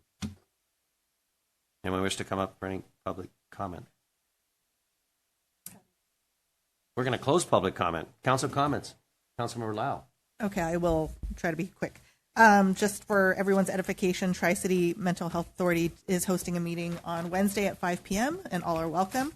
YFAC is also hosting a meeting on the 25th at 5 p.m. And I mentioned earlier, there is an art contest currently going on for young artists to decorate the public utility boxes. So YFAC has a grant and some funds to enable that to happen. So if you know of any young artists in your life that might want to apply, I believe the deadline for application is April 17th. So if you were looking for the application form, it is online. Also, for those of you who are baseball, softball fans and fanatics, ULV Community Day is occurring at the Campus West, which is over on Wheeler. So ULV Community Day will begin with games at the baseball games are at 11 and 2. Softball games are at 1:30 and 3:30. There will be food and music and all sorts of fun if you'd like to attend. No, you can't play. Sorry. And then also for Tri-City, for anyone interested, they are administering community mini grants through Friday, March 21. So if you are part of a nonprofit or a group or whatnot that is looking for a grant for opportunities in the area, please look up Tri-City's website to apply. And then I thought it was interesting that tonight was all about intersectionality because we had the Red Cross proclamation, but we also had the VFW come up, as always, to give our Pledge of Allegiance, and they've got Giving Day coming up later this month. But I think of import on April 4th is going to be a blood drive, and that will be taking place at the VFW from 10 to 4 p.m. So if you are willing and able, I encourage all of you to give blood. And then last but not least, I did want to say thank you to Fire Marshal St. Ange and to our Community Risk Reduction Specialist, Lonnie Shipman. They came out to Lordsburg Court Association to assess the safety of our fire lanes. and where they should exist. So thank you very much for your time and effort. And I would encourage folks who also live in the community that would like some insight. The fire department is always willing to be of help in that respect. So thank you very much. And as always, be kind. Have a good week. Be careful out there. I don't know if it's still raining or not, but there may be people still drinking. So be careful driving home. Glad with a chance of meatballs? Yes. Mr. Crosby. Thank you. We had a great opening day for Laverne Little League. It was a great event, and seeing all the young boys and girls out there ready to play and just involved in our community was awesome. Tomorrow, the YFAC, in sponsorship with Laverne PD, is having an internet safety class at 5:30 p.m. at Roynan. All is welcome. It's not just for Roynan parents. It could be for anyone that would like to go for internet safety. Wednesday, I will be attending the LA County Public Library, because I'm a part of the LA County Library Commissioner. The meeting will be at Sunkist Library at 10 a.m. to 12 p.m. I got to push so far. It's your out. watch. My watch? Yeah. All right, so now it's still ringing. Hey, what's your password? Well, wasn't the watch. The last item I have today, we celebrated Irish People's Month, and one of the people that was honored tonight, was Tom Kiernan. I met Tom about 25 years ago and taught with him for over 10 years. By far the best teacher I've ever seen in there. We are lucky to have him. He's a 7th grade English teacher at Ramona Middle School and has taught over 5,000 students, but he's a better human as well. So I just want to make sure to acknowledge him and just what I've done with him throughout and see what he does for the community and for the kids out there. It's just great things that he does. So just want to make sure it's noted. Thank you, Mr. Crosby. Even though I'd lost my hearing, that's fine. Cash. I just came up on a nice Apple Watch. If anybody's interested. It doesn't have a code just yet. I got but news I think for if we you. get, They're not calling you. No, they're not calling me. Oh, hello. I want to take my time and welcome again, Pastor Ricks. Thank you for joining our great police department. Please continue our faith strong with our amazing men and women who serve our amazing city, and also be there also for our great fire department as well. Our men are there. They're supportive of our great community, and I want to take this whole time to thank you and welcome you. And please continue to have faith and strong with our community. God bless you, brother. And I got to watch. And happy birthday, Patty. Am I miss anybody else? She's gone. No, I think you're good. Mayor Pro Tem Johnson, where are you going tomorrow? Woo! With your wife, Lori, and your mother, and your brother, and sister-in-law. He's not leaving tomorrow. Where are you going soon? Go ahead. I'd just like to acknowledge my wife in our 41 years of marriage.